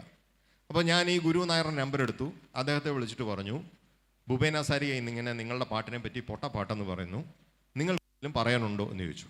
അപ്പോൾ ഈ മനുഷ്യൻ പറഞ്ഞു, അയ്യോ സാറേ, പുള്ളി എൻ്റെ പാട്ട് കേട്ടത് തന്നെ ഭാഗ്യം, എനിക്കൊന്നും പറയാനില്ല. അപ്പം ഞാൻ വിട്ടുകൊടുത്തില്ല. നമ്മുടെ വീണ്ടും ഒരു സൂക്കേടുണ്ടല്ലോ, ചുമ്മാ നിങ്ങളോട് ചൊറിഞ്ഞു. ഞാൻ ചോദിച്ചു, നിങ്ങൾക്ക് ഈ പൊട്ടപ്പാട്ടല്ലാതെ വൃത്തിയുള്ള പാട്ട് എഴുതാൻ പറ്റിയില്ലേ എന്ന് ചോദിച്ചു. അപ്പോൾ പുള്ളി എന്നോട് ചോദിച്ചു, സാർ ഇപ്പോൾ ഇരിക്കുന്നതിൻ്റെ ഫ്രണ്ടിൽ ഒരു ഫ്ലവർ വാസ് ഉണ്ട്, അതിനകത്തിൽ 3 പൂവ് ഞാൻ കാണുന്നുണ്ടെന്ന് പറഞ്ഞു. ഞാൻ പറഞ്ഞുണ്ട്. അവിടെ ഒരു ഫോട്ടോ ഇരിപ്പുണ്ടല്ലോ, ഫോട്ടോയ്ക്ക് അതിൽ 4 തലയുണ്ടെന്ന് പറഞ്ഞു. ഞാൻ പറഞ്ഞുകൊണ്ട്. ഞാൻ ചോദിച്ചു, നിങ്ങളെവിടെ നിൽക്കുന്നത്? ഞാൻ ബാന്ദ്രയിൽ. ബാന്ദ്ര എന്ന് പറഞ്ഞ് ഞാൻ ഇരിക്കുന്ന സ്റ്റേഷനിൽ നിന്ന് 60 കിലോമീറ്റർ അപ്പുറമുള്ള സ്റ്റേഷനിൽ നിൽക്കുകയാണ് ഈ മനുഷ്യൻ. സാറിൻ്റെ പുറകിൽ ഒരു തടിച്ച സ്ത്രീയും ഒരു ആണും കൂടെ സംസാരിക്കുന്നുണ്ടല്ലോ. ഞാൻ പറഞ്ഞു, ശരിയാണ്. വീക്കിൻ്റെ ലേഖിക ദേവപ്രിയ ഘോഷും ഇന്നത്തെ ശ്വേതാ മേനൻ്റെ ഹസ്ബൻഡ് ശ്രീവത്സൻ എൻ്റെ കൊളീഗാണ്. ശ്രീവത്സനോട് സംസാരിച്ചുകൊണ്ട് നിൽക്കുകയാണ്. ശ്വേതാ മേനൻ നിങ്ങൾക്കറിയാമല്ലോ, ഈ പറയുന്ന ക്യാരക്ടേഴ്സ് എല്ലാം ഉള്ളതാണ്. അപ്പോൾ ശ്രീവത്സനെ ഞാനും തിരിഞ്ഞു നോക്കിയും ചിരിച്ചു. അപ്പോൾ അത് കഴിഞ്ഞ് ഞാൻ പറഞ്ഞു, 1 സെക്കൻഡ് എന്ന് പറഞ്ഞിട്ട് ഞാൻ എൻ്റെ ബോസിൻ്റെ ക്യാബിനിലേക്ക് ചാടി കയറി. കാരണം ആ ക്യാബിൻ എന്ന് പറഞ്ഞാൽ ക്ലോസ്ഡ് ആണ്, വേറെ വെളിയിലൊന്നും കാണാൻ പറ്റത്തില്ല. എന്നിട്ട് ഞാൻ ഫോൺ ഈ ബോസിന് കൊടുത്തു. കൃഷ്ണകുമാർ എന്നാണ്, മുംബൈയുടെ ബ്യൂറോ ചീഫാണ്. കൊടുത്തപ്പോൾ ഈ ഗുരു നായർ പറഞ്ഞു, സാറിൻ്റെ നെറ്റിക്ക് ഒരു വെട്ടുകൊണ്ട പാടുണ്ടല്ലോ. അപ്പോൾ പുള്ളി പറഞ്ഞു, ആ ചെറുപ്പത്തിലെ വീണതാണ്, 10-14 സ്റ്റിച്ച് ഉണ്ടായിരുന്നു. സാർ ഇപ്പോഴും വറീഡാണ്. സാറിൻ്റെ മകൻ ഇന്നലെ മാത്സിന് സംശയം ചോദിച്ചു, സാർ വറീഡാണെന്ന് പറഞ്ഞു. പുള്ളി കൈ പെട്ടെന്ന് വിറച്ചിട്ട് ഫോൺ എൻ്റെ തിരിച്ചു തന്നു. എന്നിട്ട് പറഞ്ഞു, ഇയാളെ പറ്റി സ്റ്റോർ ചെയ്തോളാൻ പറഞ്ഞു. അപ്പം ഞാൻ ഗുരുവിനോട് ചോദിച്ചു, നിങ്ങളെന്താ ഇങ്ങനെ പറയുന്നത്, എങ്ങനെ പറയാൻ പറ്റുന്നു? എന്നെ പറഞ്ഞു, സാർ എനിക്ക് അങ്ങനെ ഒരു ശേഷിയുണ്ട്, മൈൻഡ് പവർ തന്നെയാണ്. സാർ എന്നോട് ചോദിച്ചല്ലോ എന്തിനാ പൊട്ടപ്പാട്ട് എഴുതിയെന്ന്. മുംബൈ കലാപം ഉണ്ടാകുന്നതിന് 6 മാസം മുമ്പ് ഞാൻ പ്രിഡിക്റ്റ് ചെയ്തു. അത് അന്നത്തെ പത്രങ്ങൾ എഴുതി. മുംബൈ കലാപം ഉണ്ടാക്കിയപ്പോൾ മുംബൈ പോലീസ് എൻ്റെ വീട്ടിൽ വന്ന് എന്നെ പൊക്കിയെടുത്തുകൊണ്ട് പോയി. ഞാനും അവരോട് ചേർന്നിട്ടാണ് കലാപം ഉണ്ടാക്കിയെന്നാണ് പറഞ്ഞത്. എന്നെ 24 hours അവർ ഡീറ്റെയിൻ ചെയ്തു. അതിന് അവരെ സഹായിച്ച നിയമമാണ് പ്രിവെൻഷൻ ഓഫ് ടെററിസം ആക്ട്, പോട്ട. അപ്പോൾ സാർ, ഒന്നും അറിയാത്ത ഞാൻ അതിനെതിരെ പ്രതികരിക്കേണ്ട എൻ്റെ ഒരു ജോലിയല്ലേ, അങ്ങനെ പ്രതികരിച്ചതാണ് പോട്ടപ്പാട്ട്. പറഞ്ഞു മനസ്സിലായോ? അപ്പോൾ അതൊരു എക്സെപ്ഷണൽ കേസാണ്. പക്ഷേ ഞാൻ പറഞ്ഞ പാലക്കാടൻ കക്ഷിയുടെ കാര്യം ഷുവറാണ്. മൈൻഡിന് അസാധ്യമായ പവറാണുള്ളത്. നമ്മളൊരു കാര്യം ചെയ്യാൻ താല്പര്യമില്ലെങ്കിൽ എന്താ നമ്മൾ ആദ്യം പറയുന്നത്? മനസ്സില്ല എന്നല്ലേ പറയുന്നത്. നമ്മുടെ ഒരു ബോധമില്ലാത്ത ആൾക്കാർ പണ്ട് പറയുന്നത് മനസ്സില്ല എന്ന് നമ്മൾ ആദ്യം പറയുന്നത്. മനസ്സ് വെച്ചാൽ എല്ലാം നേടാൻ പറ്റും എന്നുള്ള മനസ്സാണ് നമ്മളെ കൊണ്ട് പലതും ചെയ്യിക്കുന്നതും ചെയ്യിക്കാതിരിക്കുന്നതും ഒക്കെ. അപ്പോൾ അതിനെ ഫൈൻ ട്യൂൺ ചെയ്യിക്കുക എന്നുള്ളതാണ് നിങ്ങൾ പവർഫുൾ ആകാൻ ആഗ്രഹിക്കുന്നതിൽ ആദ്യം ചെയ്യേണ്ടത്. അപ്പോൾ സ്വർഗസ്ഥനായ പിതാവേ എന്ന പ്രാർത്ഥനയുടെ ഏറ്റവും വലിയ പ്രത്യേകത, അത് ദൈവത്തോട് പോലും ഒരു കണ്ടീഷണൽ ക്ലോസ് ആണ് വെക്കുന്നത്. നിങ്ങളൊന്ന് ആലോചിക്കണം, സൃഷ്ടാവായ ദൈവത്തോട് മനുഷ്യൻ വെക്കുന്ന ഒരു കണ്ടീഷണൽ ക്ലോസ് ആണ് ആ പ്രാർത്ഥന. ഞങ്ങളുടെ കടക്കാരോട് ഞങ്ങൾ ക്ഷമിക്കുന്നുണ്ടെങ്കിൽ, അല്ലേ, ക്ഷമിക്കുന്നത് പോലെ ഞങ്ങളോട് ക്ഷമിച്ചാൽ മതി എന്നല്ലേ നമ്മൾ പറയുന്നത്, അല്ലേ? ഒരു കണ്ടീഷണൽ ക്ലോസ് അല്ലേ? ആ ക്ഷമ എന്തിനാണെന്ന് ചോദിച്ചാൽ, സുഖം എന്ന വാക്കിൻ്റെ അർത്ഥം എന്തുവാ? സുഖമാണോ എന്ന് നിങ്ങൾ ചോദിക്കുകയല്ലേ? ഇന്നേ വരെ അതിൻ്റെ അർത്ഥം പറഞ്ഞ് നിങ്ങൾ ചോദിച്ചിട്ടുണ്ടോ? ഈ ക്ലാസ് കഴിയുമ്പോഴെങ്കിലും, ഇല്ല ഈ സംസാരം കഴിയുമ്പോഴെങ്കിലും നിങ്ങൾ അർത്ഥം അറിഞ്ഞേ ചോദിക്കാവുള്ളൂ. ഈവൻ ഒരു വാക്ക് പോലും പവർഫുള്ളാണ്. കാരണം ഒരു വാക്കിൽ നിന്നാണ് ലോകം ഉണ്ടായത്. ഉണ്ടാകട്ടെ എന്ന് പറഞ്ഞപ്പോഴാണ് ഉണ്ടായത്, അല്ലേ? മനുഷ്യനെ മാത്രമേ മെനഞ്ഞുണ്ടാക്കിയുള്ളൂ, ബാക്കിയെല്ലാം from the word it self. അത് പറയാൻ പോയാൽ ഇനി യോഹന്നാൻ്റെ സുവിശേഷം എന്തുകൊണ്ടാണ് മത്തായി ആ രീതിയിൽ സുവിശേഷം എഴുതിയത്, യോഹന്നാൻ എന്തുകൊണ്ടാണ് സുവിശേഷം, നിങ്ങൾക്ക് അറിയാവോ? മത്തായിയുടെ സുവിശേഷം എങ്ങനെയാണ് തുടങ്ങുന്നത്? എങ്ങനെ തുടങ്ങുന്നത്? ഇന്നാരുടെ മകൻ ഇന്നാർ, ഇന്നാരുടെ മകൻ ഇന്നാർ എന്ന് പറഞ്ഞിട്ടല്ലേ തുടങ്ങുന്നത്, അല്ലേ? അതേസമയം യോഹന്നാൻ്റെ സുവിശേഷം എങ്ങനെയാണ് തുടങ്ങുന്നത്? ആദിയിൽ വചനം ഉണ്ടായിരുന്നു, വചനം വചനം മാംസമായിരുന്നു, വചനം മാംസമായി ദൈവത്തോടു കൂടിയായിരുന്നു, ആ മാംസമാണ് ശരിക്കും നമ്മുടെ ഇടയിൽ വന്ന ക്രിസ്തു എന്നാണ്. അതെന്തുകൊണ്ടാണ് അങ്ങനെ എഴുതിയത്? മത്തായി യഥാർത്ഥത്തിൽ സുവിശേഷം എഴുതിയത് ജൂസിന് വേണ്ടിയിട്ടായിരുന്നു. ജൂസ് മീൻസ് യഹൂദർക്ക് വേണ്ടിയിട്ടാണ്. യഹൂദന്മാർ ക്രിസ്തുവിനെ അറിയണം. ആ യഹൂദ വംശാവലിയിൽ പിറന്ന ആളാണ് ക്രിസ്തു, അതുകൊണ്ട് നിങ്ങൾ ഓരോരുത്തരും ക്രിസ്തുവിനെ പിൻപറ്റണം എന്ന് കൃത്യമായി. കാരണം മത്തായി ആരായിരുന്നു? ടാക്സ് കളക്ടറായിരുന്നു, അല്ലേ? ടാക്സ് മേടിക്കുന്ന ആളായിരുന്നു, കളക്ടറായിരുന്നു. അപ്പോൾ ആ മാത്യു എഴുതുമ്പോൾ ജ്യൂസിന് വേണ്ടിയാണ് എഴുതി. അതുകൊണ്ട് ജ്യൂസിന് ഏറ്റവും വലിയ ഇമ്പോർട്ടൻസ് ആണ് വംശാവലി. അവർ ഭയങ്കര ഇമ്പോർട്ടൻസ് കൊടുക്കുന്നതാണ് വംശത്തെക്കുറിച്ച്, പാരമ്പര്യത്തെക്കുറിച്ച്. അപ്പോൾ അതുകൊണ്ട് 14 വീതമുള്ള 14 3 42 42ാമത്തെ തലമുറയിൽപ്പെട്ട ആളാണ് ക്രിസ്തു. അതുകൊണ്ട് ആ ക്രിസ്തുവിനെ നിങ്ങൾ അനുസരിക്കാൻ ബാധ്യസ്ഥരാണ്. അതേസമയം യോഹന്നാൻ സുവിശേഷം എഴുതിയപ്പോഴത്തേനും 1-ാം നൂറ്റാണ്ടിൻ്റെ അവസാനമായി. അപ്പോൾ ഗ്രീക്കിലേക്കും റോമിലേക്കുമൊക്കെ സഭ വളർന്നു. അപ്പോൾ അവിടെയുള്ള ആളുകൾക്ക് വേണ്ടി എഴുതുമ്പോൾ, ഈ ഗ്രീക്കുകാർക്കും റോമാക്കാർക്കും ഒക്കെയുള്ള പ്രത്യേകിച്ച് ഗ്രീക്കിൻസ്, അവർക്ക് വംശാവലിയിൽ ഒരു വിശ്വാസമില്ല, താല്പര്യവുമില്ല. അവർക്ക് വേർഡാണ് അവർ ഇമ്പോർട്ടൻ്റ് ആയിട്ട് കാണുന്നത്. വേർഡ്. നമ്മുടെ രീതിയും അത് തന്നെയാണ്. ഓംകാരത്തിൽ നിന്നാണ് എല്ലാം ഉണ്ടായെന്നല്ലേ നമ്മൾ പറയുന്നത്. എന്ന് പറയുന്ന പോലെ വാഗീശ്വരൻ, വാക്കാണ് ഈശ്വരൻ എന്ന് പറയുന്ന ഫിലോസഫി വിശ്വസിക്കുന്നവരാണ് അവർ. അപ്പോൾ അതുകൊണ്ട് തന്നെയാണ് ആദിയിലെ ഈ വചനം ഉണ്ടായിരുന്നു, ഈ വചനം ദൈവത്തോടു കൂടെയായിരുന്നു, ആ വചനമാണ് മാംസമായി നമ്മുടെ ഇടയിൽ വന്നത്. അതുകൊണ്ട് ആ വചനത്തെ സ്വീകരിക്കാൻ, ക്രിസ്തുവിനെ സ്വീകരിക്കാൻ ഞാനും നിങ്ങളും ബാധ്യസ്ഥരാണ്. എത്ര മനോഹരമായിട്ടാണ് കാലത്തിന് യോജിച്ച രീതിയിൽ, ഓരോ സമൂഹത്തിന് യോജിച്ച രീതിയിൽ ബൈബിൾ എഴുതിയേക്കുന്നതെന്നൊന്ന് ആലോചിച്ചാൽ. അല്ല ചുമ്മാതെ പോട്ടനും അണ്ടനും അടകോടനും എന്തിനും എഴുതിയ സാധനം അല്ലത്. അത് കൃത്യമായി ടാർഗറ്റഡ് ഓഡിയൻസിന് വേണ്ടി കൃത്യമായ ബോധ്യത്തോടെ ദൈവം നിവേശിതം എന്നാണ് പറയുന്നത്. ദൈവം തോന്നിപ്പിച്ചും ദൈവം പ്രചോദിപ്പിച്ചും എഴുതിയ സാധനമാണ്. അതുകൊണ്ട് ആ വാക്ക് അത്രയും പവർഫുള്ളായിരിക്കുന്നത്. അപ്പോൾ നിങ്ങളൊന്ന് ആലോചിക്കണം, സ്വർഗസ്ഥനായ പിതാവേ എന്ന പ്രാർത്ഥന ചൊല്ലുമ്പോൾ നമ്മൾ സുഖം എന്ന വാക്ക് നല്ലോണം അറിയണം. സുഖം എന്ന വാക്കിൻ്റെ മീനിങ് എന്തുവാ? സു എന്നാൽ നല്ലത്, ഖം എന്നാൽ ആകാശം. നല്ല ആകാശമാണോ നമ്മൾ ചോദിക്കുന്നത്, സുഖമാണോ എന്ന് ചോദിക്കുമ്പോൾ? ആകാശം എന്ന് വെച്ചാൽ എന്താ? ഓപ്പൺ സ്പേസിനെയാണ് ആകാശം എന്ന് പറയുന്നത്. ഇപ്പോൾ ഇതിന് റൂഫില്ലായിരുന്നെങ്കിൽ നമ്മൾ ഓപ്പൺ എയർ ഇരിക്കുക എന്ന് നമ്മൾ പറയുകയല്ലേ? പറഞ്ഞു മനസ്സിലായോ? അപ്പം അത്രയും ഓപ്പണായി കിടക്കേണ്ട ഒരു സ്പേസാണ് മനസ്സെന്ന് പറയുന്നത്. അപ്പോൾ നിങ്ങൾക്ക് സുഖമാണോ എന്ന് ചോദിച്ചാൽ അത്രയും ഓപ്പൺ ആണോ നിങ്ങൾ? അതോ നിങ്ങളുടെ ഉള്ളിൽ വിഷമം, കോപം, ക്രോധം, ലോഭം, കാമം, മോഹം, ഇങ്ങനെ എന്തെല്ലാം സാധനങ്ങളുണ്ടോ ആ ഫ്രീ സ്പേസ് വേറെ എന്തെങ്കിലും കൊണ്ട് ഒക്കുപ്പൈഡ് ആണോ എന്നാണ് ചോദിക്കുന്നത്. അപ്പോൾ ദൈവം എന്ന വാക്കിൻ്റെ അർത്ഥം എന്തുവാ? ഞാനൊരു പത്രക്കാരനായതുകൊണ്ടായിരിക്കും ഈ വാക്കെല്ലാം ചുമ്മാ നോക്കുന്നത്. ദൈവം നമ്മൾ 150 പ്രാവശ്യം പറയും. ദൈവം എന്ന വാക്കിൻ്റെ മീനിങ് എന്തുവാ? വാട്ട്സ് ദ മീനിങ് ഓഫ് ദൈവം? പ്രകാശം എന്ന് മാത്രമേ ഉള്ളൂ. കണ്ണടച്ചാലും കാണാൻ പറ്റുന്ന വെളിച്ചം എന്ന് മാത്രമേ ഉള്ളൂ ദൈവം എന്ന വാക്കിൻ്റെ മീനിങ്, പ്യൂർ മീനിങ്. അപ്പം പ്രകാശം, ഈ സ്പേസ്, ഈ ഓപ്പൺ സ്പേസ് നിറഞ്ഞു കിടക്കേണ്ടത് പ്രകാശമാണ്, ലൈറ്റാണ്. പ്രകാശിതായ പ്രകാശ, യോഹന്നാന്റെ സുവിശേഷത്തിൻ്റെ ഒരു കോർ ബേസ് ഇതാണ്. വെളിച്ചത്തിൽ നിന്ന് വെളിച്ചം ഉണ്ടാകട്ടെ, പ്രകാശമുള്ളവർ മറ്റുള്ളവരിലേക്ക് പ്രകാശം ചൊരിയട്ടെ. അതിൻ്റെ ബേസ് അതാണ്. പ്രകാശത്തെക്കുറിച്ചാണ് യോഹന്നാൻ വളരെ പറയുന്നത്.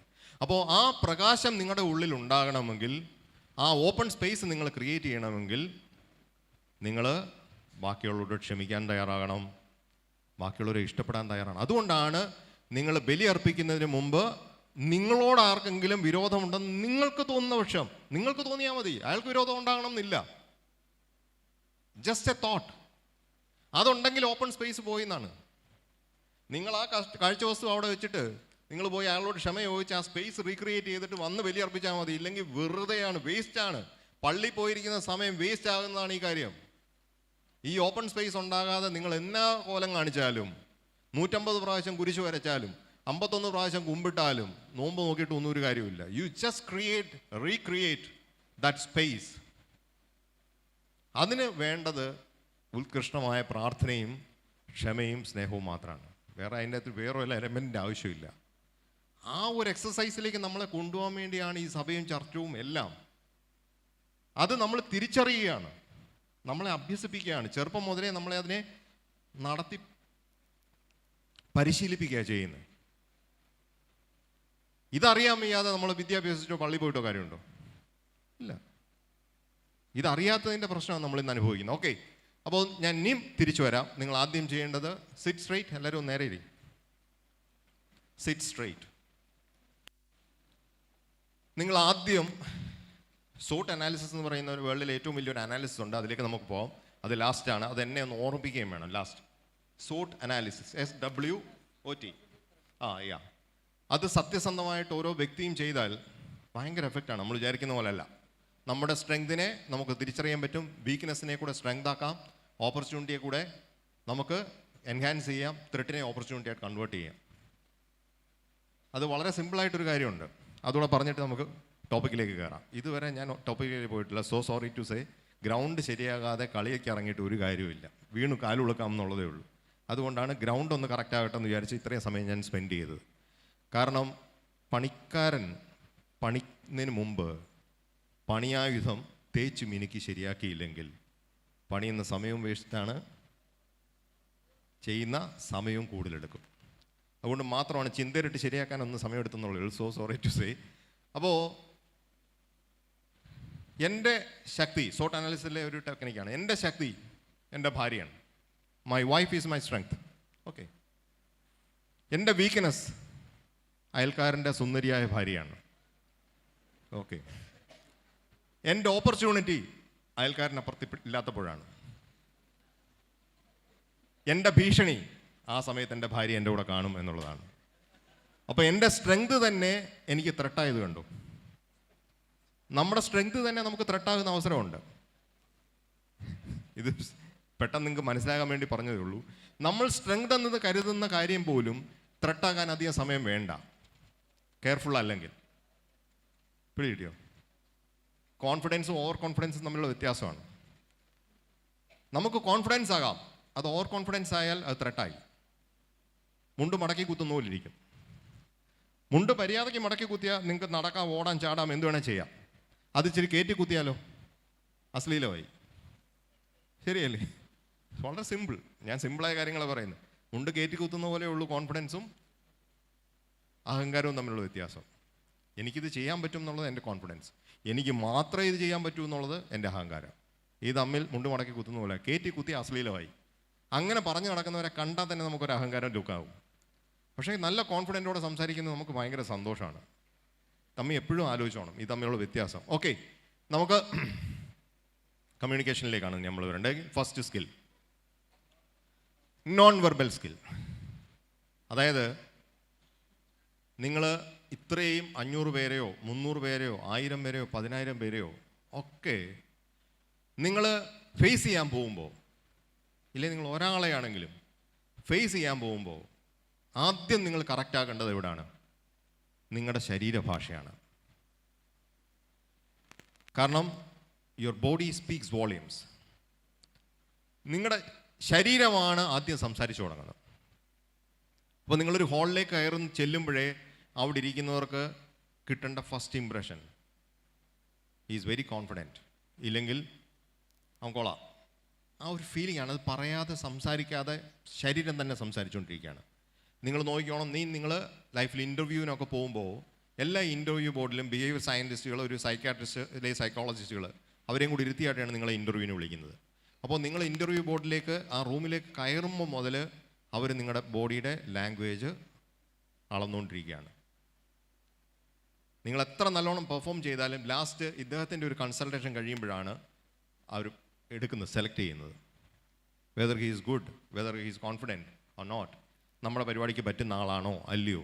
അപ്പോൾ നോൺ വെർബൽ കമ്മ്യൂണിക്കേഷൻ എന്ന് പറഞ്ഞാൽ ശരീരം പറയാതെ പറയുന്ന ഭാഷ, അത് ഏറ്റവും പവർഫുള്ളാണ്. ഇപ്പം ഈ നിപുണന്മാരെല്ലാം കൂടെ ഭരിച്ച് ഈ നാടിനെ പുഷ്കലമാക്കി എന്ന് ഞാൻ പറഞ്ഞാൽ നിങ്ങൾക്ക് എന്തോ മനസ്സിലാകുന്നത്?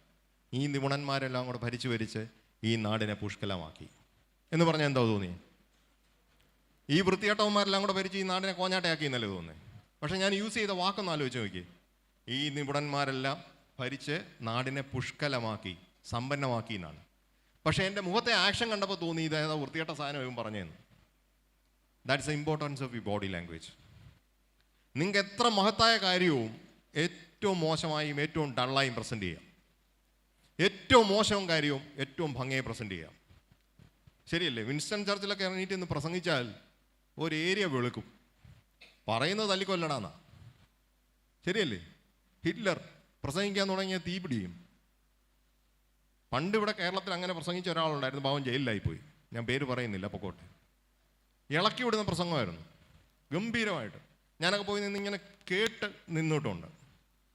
പക്ഷെ ഒരു വിഭാഗത്തിനെതിരെ ഒരു വിഭാഗത്തിനെ ആഹ്വാനം ചെയ്യുന്നതാണ്.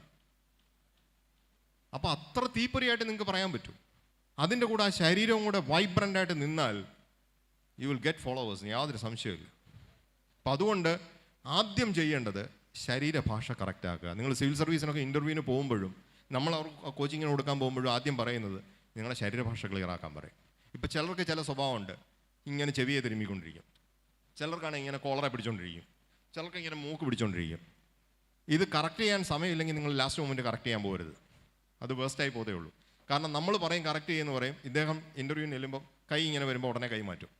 അപ്പോൾ വിചാരിക്കും എന്തോ ന്യൂറോ ഡിസീസ് ഉണ്ടെന്നേ അവർ വിചാരിക്കത്തുള്ളൂ. ബോർഡിലിരിക്കുന്നവർ ഗുണത്തേക്കാളേറെ ദോഷം ചെയ്യും.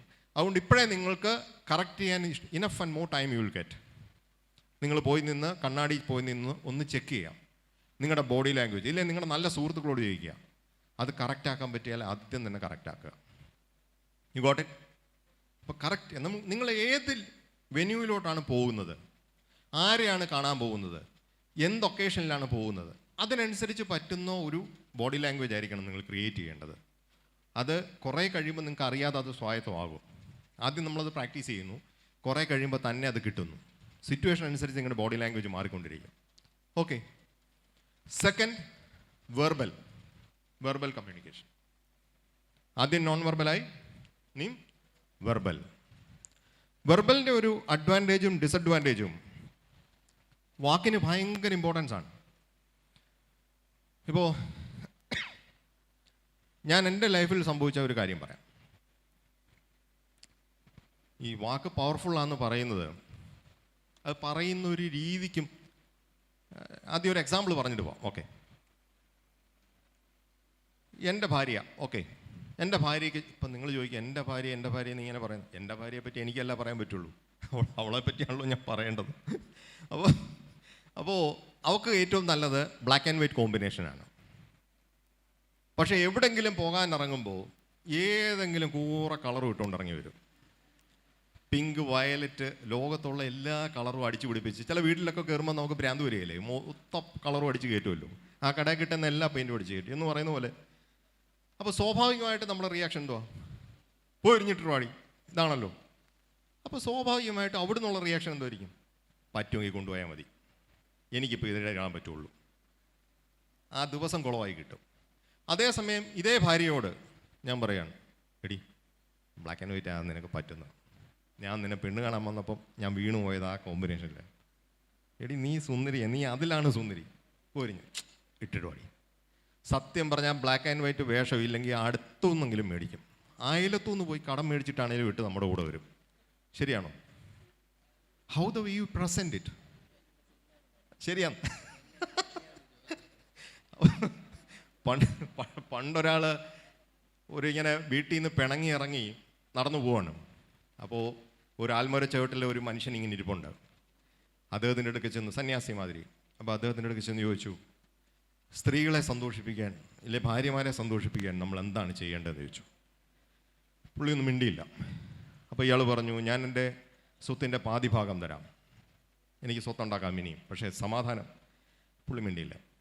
അപ്പോൾ അദ്ദേഹം ഇച്ചിരി ഓഫർ കൂട്ടി, ഞാൻ എൻ്റെ സ്വത്തിൻ്റെ 3/4 പങ്കും എഴുതിത്തരാം, ആ ടെക്നിക്കൊന്ന് പറഞ്ഞ്. അപ്പോഴും ഇയാൾ മിണ്ടിയില്ല.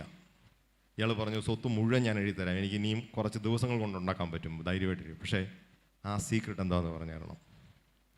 അപ്പോൾ ഈ പുള്ളി ഇങ്ങനെ നോക്കി ഒന്ന് ചിരിച്ചിട്ട് പറഞ്ഞു, എടാ പോട്ടാ, അതറിയാമെങ്കിൽ ഞാനിവിടെ വന്നിരിക്കുമോ, ഞാൻ എൻ്റെ വീട്ടിൽ പോയിരിക്കില്ലേ എന്ന് ചോദിച്ചു. എന്ന് പറഞ്ഞാൽ ഇവരെ സന്തോഷിപ്പിക്കാൻ നമുക്ക് ടെക്നിക്സൊക്കെ ഭയങ്കര പ്രയാസമാണ്. ബട്ട് ദ ബേസ് തിങ്, നമ്മൾ പറയുന്ന വാക്ക് കറക്റ്റ് ആക്കുക, പറയുന്ന കോണ്ടക്സ്റ്റുവലാക്കി മാറ്റുക. ശരീരത്തെ ഏറ്റവും വില കുറഞ്ഞ അവയവവും ഏറ്റവും വില കൂടിയ അവയവവും ഏതാണെന്നറിയോ? കറക്റ്റ്, നാക്ക്. ഈ നാക്കുകൊണ്ട് നിങ്ങൾക്ക് ലോകത്ത് ആരുടെയും പ്രീതി പിടിച്ചു പറ്റാം. ഇതേ നാക്കുകൊണ്ട് ഏത് പിച്ചക്കാരൻ്റെ അടി മേടിക്കാം. നിങ്ങളും തീരുമാനിച്ചാൽ മതി. ഇന്ന് ഞാൻ തോലശ്ശേരിയിൽ നിന്ന് പോകുന്നതിന് മുമ്പ് 2 അടി മേടിച്ചിട്ടേ വീട്ടിൽ കയറൂ എന്ന് തീരുമാനിച്ചാൽ നിസ്സാരമായിട്ട് മേടിച്ചുകൊണ്ട് പോകാം. അതേ നാക്കുകൊണ്ട് നിങ്ങൾക്ക് തിരിച്ച് ആരുടെയും പ്രീതി പിടിച്ചു പറ്റാം. ഞാൻ യൂസഫ് അലിയെ കാണാൻ പോകുമ്പോൾ അത് എൻ്റെ മുൻഗാമിയാണ് എന്നെ കൊണ്ടുപോയി പരിചയപ്പെടുത്തുന്നത്. കാരണം സ്ഥലത്തെ പ്രധാന ആൾക്കാരെ പരിചയപ്പെടുത്തുക എന്ന് പറയുന്ന ഒരു രീതിയുണ്ട്, പ്രത്യേകിച്ച് നമ്മൾ ഗൾഫിലൊക്കെ ചാർജ് എടുക്കാൻ പോകുമ്പോൾ. അപ്പോൾ യൂസഫ് അലി എന്നോട് പറഞ്ഞു, നാളെ ചൈനീസ് പ്രീമിയർ, അതായത് ചൈനീസ് പ്രസിഡൻറ്റ് ദുബായ് സന്ദർശിക്കുന്നുണ്ട്. അപ്പം ഞങ്ങളെ ഗസ്റ്റായിട്ട് വിളിച്ചിട്ടുണ്ട്, അദ്ദേഹത്തിന് വിരുന്ന്, രാജാവാണ് വിളിച്ചേക്കുന്നത്. പോണോ വേണ്ടായോ എന്നൊരു കൺഫ്യൂഷൻ, കാരണം വേറൊരു പ്രോഗ്രാമും ഉണ്ട്. ഞാൻ പറഞ്ഞു, you should go, you must go. കാരണം yellows and browns will win എന്നാണ് നോസ്ട്രേദാമസ് പറഞ്ഞിരിക്കുന്നതെന്ന് പറഞ്ഞു. നോസ്ട്രദാമസ് നിങ്ങൾ കേട്ടുണ്ടായിരിക്കും, അമേൽ ദി നോസ്ട്രദാമസ് സൂസെയറാണ്, ഇങ്ങനെ ഭാവി ഒക്കെ പറഞ്ഞിട്ടുള്ള ആളാണ്. നോസ്ട്രദാമസ് എഴുതി വെച്ചു.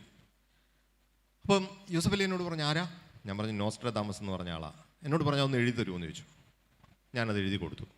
അപ്പോൾ പുള്ളിയുടെ PR കക്ഷികളുടെ ഹെഡിനെ എല്ലാം വിളിച്ചിട്ട് പറഞ്ഞു, ഇയാളെ പറ്റിയുള്ള കൂടുതൽ ഡീറ്റെയിൽസ് എനിക്ക് എടുത്തു തരാൻ പറഞ്ഞു. എന്നിട്ട് എന്നോട് ചോദിച്ചു, ഇയാളെ പറ്റി കൂടുതൽ അറിയാവോ? ഞാൻ പറഞ്ഞു, എനിക്ക് ഇങ്ങനെ പുള്ളി പല പ്രവചിച്ചിട്ടുണ്ട്, യുദ്ധം ഉണ്ടാകുമെന്ന് പ്രവചിച്ചിട്ടുണ്ട്, പോപ്പിനെ പ്രവചിച്ചിട്ടുണ്ട്, അതെല്ലാം കറക്റ്റായിട്ടുണ്ട്. ഓക്കെ, അപ്പോൾ പുള്ളി എന്നോട് പറഞ്ഞു, ഞാനിത് വിൽക്കും കേട്ടോ എന്ന് പറഞ്ഞു.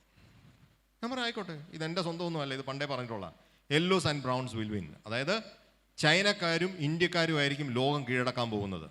അതാണ് പുള്ളി നൂറ്റാണ്ടുകൾക്ക് മുമ്പ് പറഞ്ഞാണ്. ചൈനക്കാരും ഇന്ത്യക്കാരുമായിരിക്കും ലോകം കീഴടക്കാൻ പോകുന്നത്. Yellows means mongoloids, China. Browns means നമ്മൾ.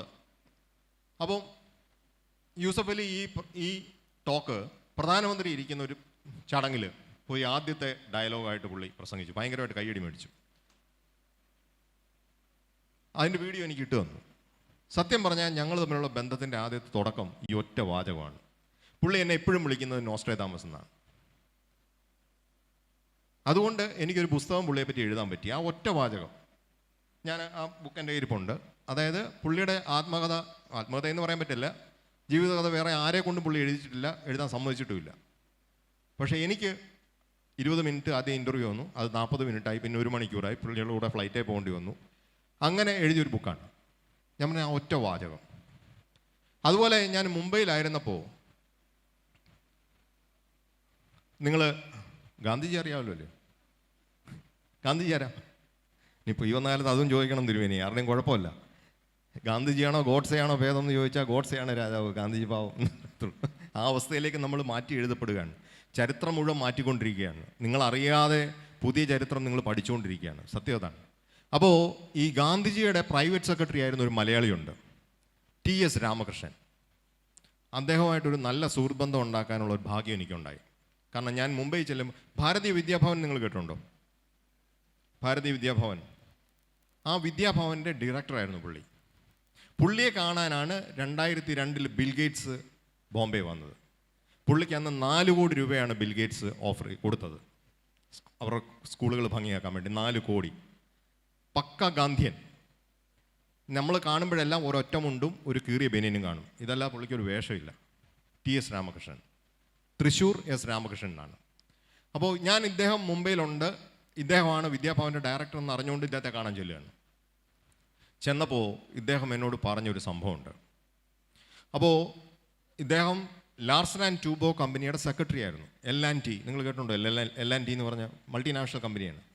അതിൻ്റെ ബ്രിട്ടീഷുകാരായ ഉടമയുടെ സെക്രട്ടറിയാണ് ഈ മനുഷ്യൻ. അപ്പോൾ ബ്യൂട്ടിഫുൾ ഇംഗ്ലീഷ്, ഓക്സ്ഫോർഡിയൻ ഇംഗ്ലീഷാണ്. അപ്പോൾ ഇദ്ദേഹം ഗാന്ധിജിയെ കാണാൻ പോയി. ഞാൻ ഈ ജോലി രാജിവെച്ച് എനിക്ക് സ്വാതന്ത്ര്യ സമരത്തിൽ ചേരാൻ താല്പര്യമുണ്ട്. ഗാന്ധി പറഞ്ഞു, വേണ്ട, നിൻ്റെ ഉത്തരവാദിത്തം ഇപ്പോൾ ജോലി ചെയ്യുക, കുടുംബത്തെ പുലർത്തുക. പുള്ളി തിരിച്ചുപോയി. പുള്ളി പെൻഷനായ ആദ്യ ദിവസം പോയി ഗാന്ധിജിയുടെ കൂടെ ആശ്രമത്തിൽ ചേർന്നു. പിന്നെ ഗാന്ധിജിക്കൊന്നും പറയാൻ പറ്റുമല്ലോ. അങ്ങനെ ഗാന്ധിജിയുടെ സെക്രട്ടറി ആയ പാർട്ടിയാണ്. അപ്പം നെഹ്റു ഇദ്ദേഹത്തെ കാണാൻ വരുമ്പോഴെല്ലാം ഈ TS രാമകൃഷ്ണനുമായിട്ട് സംസാരിക്കും ഭയങ്കര ഇഷ്ടമാണ്. ഒന്നാമത് ഭയങ്കര സ്കോളർ, ഭയങ്കര നല്ല ഇംഗ്ലീഷ്, ഭയങ്കര നല്ല പെരുമാറ്റം. അപ്പോൾ നെഹ്റു ഒരിക്കൽ ഗാന്ധിജിയോട് ചോദിച്ചു, shall I take Ramakrishnaji with me? I want people like him in Delhi. ആ സമയത്ത് നെഹ്റു ഇന്ത്യ ഗവൺമെൻറ് രൂപീകരിക്കാനുള്ള മന്ത്രിമാരെ തപ്പിക്കൊണ്ടിരിക്കുന്ന സമയമാണ്. അപ്പോൾ രാമകൃഷ്ണജിയെ മന്ത്രിയായി കിട്ടുമോ എന്നാണ് ചോദിക്കുന്നത്. അപ്പോൾ ഗാന്ധിജി പറഞ്ഞു, better you ask Ramakrishnan, why you ask me? രാമകൃഷ്ണജിയോട് ചോദിക്കുക, അദ്ദേഹത്തിന് താല്പര്യമുണ്ടെങ്കിൽ നിങ്ങൾ അദ്ദേഹത്തെ സ്വീകരിച്ചോ. അപ്പോൾ അങ്ങനെ നെഹ്റു രാമകൃഷ്ണജിയുടെ അടുക്ക് ചെല്ലുന്നു. ചെന്നിട്ട്, Ramakrishnaji, are you coming with Delhi? എൻ്റെ കൂടെ നിങ്ങൾ ഡൽഹിക്ക് വരുന്നോ? രാമകൃഷ്ണജി ചിരിച്ചുകൊണ്ട് ഒരു വാചകം പറഞ്ഞു, Nehruji, shall I opt a better person who is better than me? Nehru ചാടി എണീറ്റ് കൈ കൊടുത്തിട്ട് പറഞ്ഞു, that's why Ramakrishnaji I like you. This is the best way to say no. No എന്ന് പറയാൻ ഇതിലും നല്ലൊരു വഴിയുണ്ടോ? ഇതാണ് എനിക്ക് നിങ്ങളെ ഇഷ്ടം. നമ്മളോട് വല്ലൊരു ഒരുത്തൻ ചോദിക്കും, നിങ്ങൾക്ക് വരാൻ താല്പര്യമുണ്ടോ? ഓ, എനിക്കെങ്കിലും താല്പര്യമില്ല. വന്നിട്ട് ബന്ധം കൊടുക്കാൻ ഇല്ലേ പറയും, ഓ. അതേസമയം അത്ര എലഗൻ്റായ ഒരു മനുഷ്യനോട് അതേ സ്റ്റേച്ചറിൽ നിന്നാണ് സംസാരിക്കുന്നത് ഈ മനുഷ്യൻ. ഞാൻ എന്നേക്കാളിലും മിടുക്കനായ ഒരാളിനെ സജസ്റ്റ് ചെയ്താൽ പോരെ? അതിനെ നിങ്ങൾക്ക് IQ വേണമെന്ന് പറയുന്നത്. അങ്ങനെ കമ്മ്യൂണിക്കേറ്റ് ചെയ്യണമെങ്കിൽ നിങ്ങളുടെ തലയ്ക്കകത്ത് ആൾതാമസം വേണം. നിങ്ങൾ ചിന്തിക്കണം, ആരോട് എങ്ങനെ എപ്പോൾ എവിടെ വെച്ച് പറയാൻ പോകുന്നുവെന്ന്. അതിനെയാണ് ശരിക്കും ജ്ഞാനസ്നാനം എന്ന് പറയുന്നത്. അതിനെയാണ് ജ്ഞാനത്തിൽ സ്നാനം ചെയ്യുക, അറിവിൽ കുളിക്കുക. അങ്ങനെ കുളിക്കുന്നവർക്ക് കിട്ടുന്ന വെളിച്ചത്തെയാണ് ബോധോദയം, പരിശുദ്ധാത്മാവ് എന്ന് പറയുന്നത്. അത് വെളിച്ചമാണ്. അത് നിങ്ങളുടെ ഉള്ളിൽ വന്നു കഴിയുമ്പോൾ നിങ്ങൾ ഒരു ഭാഷ പറഞ്ഞാൽ മതി, 3000 പേർക്ക് അവരുടെ ഭാഷയിലാണെന്ന് തോന്നും. അതല്ലെങ്കിൽ നിങ്ങൾ എത്ര ബോധമുള്ളവനാണെങ്കിലും നിങ്ങൾ പറയുന്ന ഭാഷ മറ്റുള്ളവർക്ക് മനസ്സിലാകത്തില്ല. മനുഷ്യൻ ആദ്യം ഭിന്നിക്കപ്പെടുന്നത് ബാബേൽ ഗോപുരത്തിൽ വെച്ചാണ്. കാരണം ദൈവത്തിൻ്റെ സിംഹാസനത്തോളം പോരുന്ന ഒരു വലിയ കെട്ടിടം പണിഞ്ഞെടുക്കണമെന്ന് ഉള്ള അഹങ്കാര ചിന്തയാണ്. ആ ചിന്ത തുടങ്ങിയപ്പോഴേ അവരുടെ ഭാഷ തെറ്റി എന്നുള്ളതാണ്. അതേസമയം സ്നേഹത്തിൻ്റെ പരിശുദ്ധാത്മാവ് വന്നു കഴിഞ്ഞപ്പോൾ പത്രോസ് ഒറ്റ ഭാഷയെ പറഞ്ഞുള്ളൂ. സിയോൻ മാളികയുടെ വാതിക്കൽ വെച്ച് ആ ഒരു ഭാഷ കേട്ടപ്പോൾ 3000 പേർക്ക്, വിവിധ ഭാഷക്കാർക്ക് അവരുടെ ഭാഷയാണെന്ന് തോന്നിയിട്ടുണ്ടെങ്കിൽ ആ ഭാഷ പറയാനാണ് ഞാനും നിങ്ങളും വിളിക്കപ്പെട്ടിരിക്കുന്നത്. ആ ഭാഷ പറയാനാണ് നമ്മൾ പരിശീലിക്കേണ്ടത്. ആ ജ്ഞാനം ഉണ്ടാകാനാണ്, നമുക്ക് വെളിച്ചമുണ്ടാകണമെന്ന് പറയാനാണ് നമ്മൾ ഇരിക്കേണ്ടത്. അതിനാണ് ഞാൻ മുമ്പേ പറഞ്ഞ മൈൻഡ് കറക്റ്റ് ആക്കണം, മൈൻഡ് ക്ലെൻസ് ചെയ്യണം. അവിടെ വെളിച്ചമുണ്ടാകും, ദൈവമുണ്ടാകും, അവിടെ പരിശുദ്ധാത്മാവ് ഉണ്ടാകും. അതിലെല്ലാം കണക്റ്റഡാണ്. It's a simple process, simple steps, but it would be the journey of a big long journey. വലിയൊരു നടത്തത്തിൻ്റെ ചെറിയ തുടക്കമാകും അത്, സംശയം വേണ്ട. ക്രിസ്തുവിൽ വിശ്വസിക്കുക എന്നുള്ളത് മാത്രം നിങ്ങൾ ചെയ്താൽ മതി. അദ്ദേഹം പറഞ്ഞത് എന്താണെന്ന് അതിൻ്റെ പൂർണ്ണ സെൻസിൽ മനസ്സിലാക്കുക എന്നുള്ളതാണ്. വൃത്തിയായി ബൈബിൾ വായിക്കുക എന്നുള്ളതാണ്. ബാക്കിയെല്ലാം വന്നോളൂ. ബൈബിളിൽ എഴുതി വച്ചിരിക്കുന്ന അങ്ങനെയാണ്. ആദ്യം അവിടുത്തെ രാജ്യവും നീതിയും അന്വേഷിക്കുക എന്നാണ്. ആ രാജ്യം എവിടെയാണെന്ന് ചോദിക്കുന്നിടത്താണ് നമ്മുടെ സെൻസ് ഇരിക്കുന്നത്. അത് നിങ്ങളുടെ ഉള്ളിലും നിങ്ങളുടെ ഇടയിലുമാണ്. സ്വർഗരാജ്യം എവിടെയെന്ന് ക്രിസ്തുവിനോട് ചോദിച്ചപ്പോൾ ഇവിടെ തന്നെ നമ്മളുടെ ഇടയിൽ നിന്നാണ് പറഞ്ഞത്. അത് വേറൊരു സ്ഥലത്ത് ഉണ്ട് എന്ന് വിചാരിച്ചിട്ട് അങ്ങോട്ട് ഓടുമ്പോഴാണ് പ്രശ്നം. ലിവ് ഇൻ പ്രസൻറ്റ് എന്ന് പറയുന്ന തോട്ടിനെയാണ് വേൾഡിൽ ഏറ്റവും വിലയുള്ളത്. കാരണം കാലത്തിൻ്റെ ഏറ്റവും ചെറിയ, അത് നമുക്ക് ടൈമിനെ പറ്റി പറയാം. ഓക്കെ, അപ്പം വെർബൽ കമ്മ്യൂണിക്കേഷൻ എന്താണെന്ന് നിങ്ങൾക്ക് മനസ്സിലായല്ലോ. എങ്ങനെ, എപ്പോൾ, എവിടെ വെച്ച്, ആരോട് എങ്ങനെ പറയും. ശരിയായ പ്രാർത്ഥനയോടെ നിങ്ങൾക്ക് അത് പറ്റും, സംശയം വേണ്ട. ഓക്കെ, ഇനി അടുത്തത് ഹോൾ ബ്രെയിൻ തിങ്കിങ് എന്ന് പറയും. അടുത്തെന്താണ്? Whole brain thinking. അതായത് നമ്മുടെ ബ്രെയിനിന് 2 ലോബാണ് ഉള്ളത്. ബ്രെയിനിന് എത്ര ലോബാണ് ഉള്ളത്? ബ്രെയിനിൽ എത്ര ന്യൂറോൺസ് ഉണ്ടെന്നറിയോ? ഒരു കുഞ്ഞ് ജനിക്കുമ്പോൾ അവൻ്റെ ബ്രെയിനിൽ 12 ബില്യൺ ന്യൂറോൺസ് ആണ് ഉള്ളത്. 12 ബില്യൺ. 6 വയസ്സ്. ഈ ബ്രെയിൻ സെൽസിൻ്റെ ഒരു പ്രത്യേകതയുണ്ട്. അതിന് പണി കൊടുത്തില്ലെങ്കിൽ അത് ഡീക്കേ ആയി പോകും, ഡീജനറേറ്റ് ചെയ്തു പോകും. റീജനറേറ്റ് ചെയ്തില്ല ബ്രെയിൻ സെൽസ്. ബ്രെയിൻ സെൽസിനും ഹാർട്ട് മസിൽസിൻ്റെ ഉള്ള വലിയ പ്രത്യേകത, ബ്രെയിൻ സെൽസ് വൺസ് ഡീക്കേ ആയാൽ തിരിച്ച് ചെയ്യാൻ പറ്റത്തില്ല. ഹാർട്ട് മസിൽസ് വൺസ് വീക്കായാൽ പിന്നെ അതിനെ ശക്തിപ്പെടുത്താൻ പറ്റുകയില്ല. വേറെ എന്തോ കാണിച്ചിട്ട് കാര്യമില്ല. അപ്പോൾ ഈ ബ്രെയിന് 6 വയസ്സ് വരെ ഇതിന് നല്ല പണി കൊടുത്തില്ലെങ്കിൽ 6 ബില്യൺ ന്യൂറോൺസ് നശിച്ചു പോകും. അപ്പം എൻ്റെയും നിങ്ങളുടെയും തലയിൽ ആവറേജ് 6 ബില്യൺ ന്യൂറോൺസ് താഴെ കാണത്തുള്ളൂ. അതിലാണ് നമ്മൾ ഈ അഭ്യാസം മുഴുവൻ കാണിക്കുന്നത്. അത് വളർത്താനൊക്കെ ഒത്തിരി വഴികളുണ്ട്. അത് പോട്ടെ, അതിന് ഞാൻ വേറെ ഏതെങ്കിലും ഒരു സെഷനിൽ പറഞ്ഞുതരാം എങ്ങനെയാണ് ബ്രെയിൻ സെൽസ് വളർത്തേണ്ടതെന്ന്. കാരണം ഒത്തിരി നമ്മൾ അവസരം കളഞ്ഞു. ഏതാണ്ട് 13 വയസ്സ് വരെ ബ്രെയിൻ വളരുള്ളൂ. അതിനപ്പുറത്തേക്ക് പിന്നെ കുറച്ച് മടക്ക് കൂട്ടാം എന്നല്ലാതെ വേറെ വലിയ വ്യത്യാസമൊന്നുമില്ല. അപ്പോൾ അതുകൊണ്ട് ഇനി അത് വർദ്ധിപ്പിക്കാൻ പറ്റിയല്ല, പക്ഷേ നമുക്ക് ചെറിയ ഇമ്പ്രൂവ്മെൻ്റ് ഒക്കെ നടത്താം. അപ്പോൾ ഈ ബ്രെയിനിലെ 2 ലോബ് കൊണ്ട് നമ്മൾ ചിന്തിക്കാൻ പഠിക്കുക എന്നുള്ളതാണ്. ബ്രെയിനിൻ്റെ ഇടതുവശം വർക്ക് ചെയ്യുമ്പോഴാണ് വലതുവശം മൂവ് ചെയ്യുന്നത്, വലതുവശം വർക്ക് ചെയ്യുമ്പോഴാണ് ഇടതുവശം മൂവ് ചെയ്യുന്നത്. നിങ്ങളൊരു കാര്യം കാണുകയും കേൾക്കുകയും സ്വാംശീകരിക്കുകയും ചെയ്യുമ്പോൾ ഈ ബ്രെയിൻ മുഴുവനായിട്ട് ഉപയോഗിക്കാൻ ശ്രമിക്കുക എന്നുള്ളതാണ്. അതിനെയാണ് ഹോൾ ബ്രെയിനിങ്. അതെന്ന് പറഞ്ഞാൽ എല്ലാ വശങ്ങളും മനസ്സിലാക്കി റിയാക്ട് ചെയ്യുക എന്നുള്ളതാണ്. അല്ലാതെ ഇമ്പൾസീവായിട്ട് എടുത്തു ചാടി റിയാക്ട് ചെയ്യുകയോ ഇമ്പൾസീവായിട്ട് എടുത്തു ചാടി പ്രവർത്തിക്കുകയോ ചെയ്യുകയല്ല. ബ്രെയിനിനെ മൊത്തത്തിൽ ഉപയോഗിക്കാനും അതിൻ്റെ സാധ്യതകൾ മനസ്സിലാക്കാൻ നമ്മൾ ശ്രമിക്കുക എന്നുള്ളതാണ്. ഗാന്ധിജിക്ക് 2 കൈ കൊണ്ട് എഴുതാൻ പറ്റുന്ന പാർട്ടിയായിരുന്നു, അറിയോ? ഗാന്ധി ബോറടിക്കുമ്പം ഇടത് കൈ കൊണ്ട് എഴുതുമായിരുന്നു, വലത് കൈ കൊണ്ട് എഴുതി ബോറടിക്കുമ്പോഴേ അദ്ദേഹം എന്നിട്ടും എഴുതി ജീവിച്ചും തീർന്നില്ല എന്നുള്ളതാണ്. അപ്പോൾ ഇതൊന്നും ഉപയോഗിക്കാത്ത നമ്മളുടെ കാര്യം ഒന്ന് ആദ്യം ചോദിക്കുക. പണ്ട് ചോദിച്ച പോലെ സ്വർഗത്തിൽ ആരുടെ ബ്രെയിനായിരിക്കും ഏറ്റവും വിലയെന്ന് ചോദിച്ച പോലെയാണ്. നമ്മുടേതാണോ ഐൻസ്റ്റീൻ്റെ തലയ്ക്കായിരിക്കും ഏറ്റവും ബ്രെയിൻ ഏറ്റവും വില? ഇതൊരു ജോക്കാണ്, നിങ്ങൾ കേട്ടിട്ടുള്ളതായിരിക്കും. സ്വർഗത്തിൽ ആരുടെ ബ്രെയിൻ ആയിരിക്കും ഏറ്റവും വില? കാരണം നമ്മൾ ഉപയോഗിച്ചിട്ടില്ലല്ലോ, ബ്രാൻഡ് ന്യൂ ആയിട്ട് വെച്ചേക്കോ, പൊട്ടിച്ചിട്ട് പോലുമില്ല. മറ്റേതൊക്കെ ഉപയോഗിച്ച ലെവലാക്കി, ഉപയോഗിച്ച കാരണമാണോ ഉപയോഗിക്കാത്ത കാരണമാണോ വില കൂടുതൽ കിട്ടുന്നത് എന്ന് പറയുന്നൊരവസ്ഥയാണ്. ഇതൊക്കെ വല്ലപ്പോഴും എങ്കിലും എടുത്ത് ഉപയോഗിക്കുക.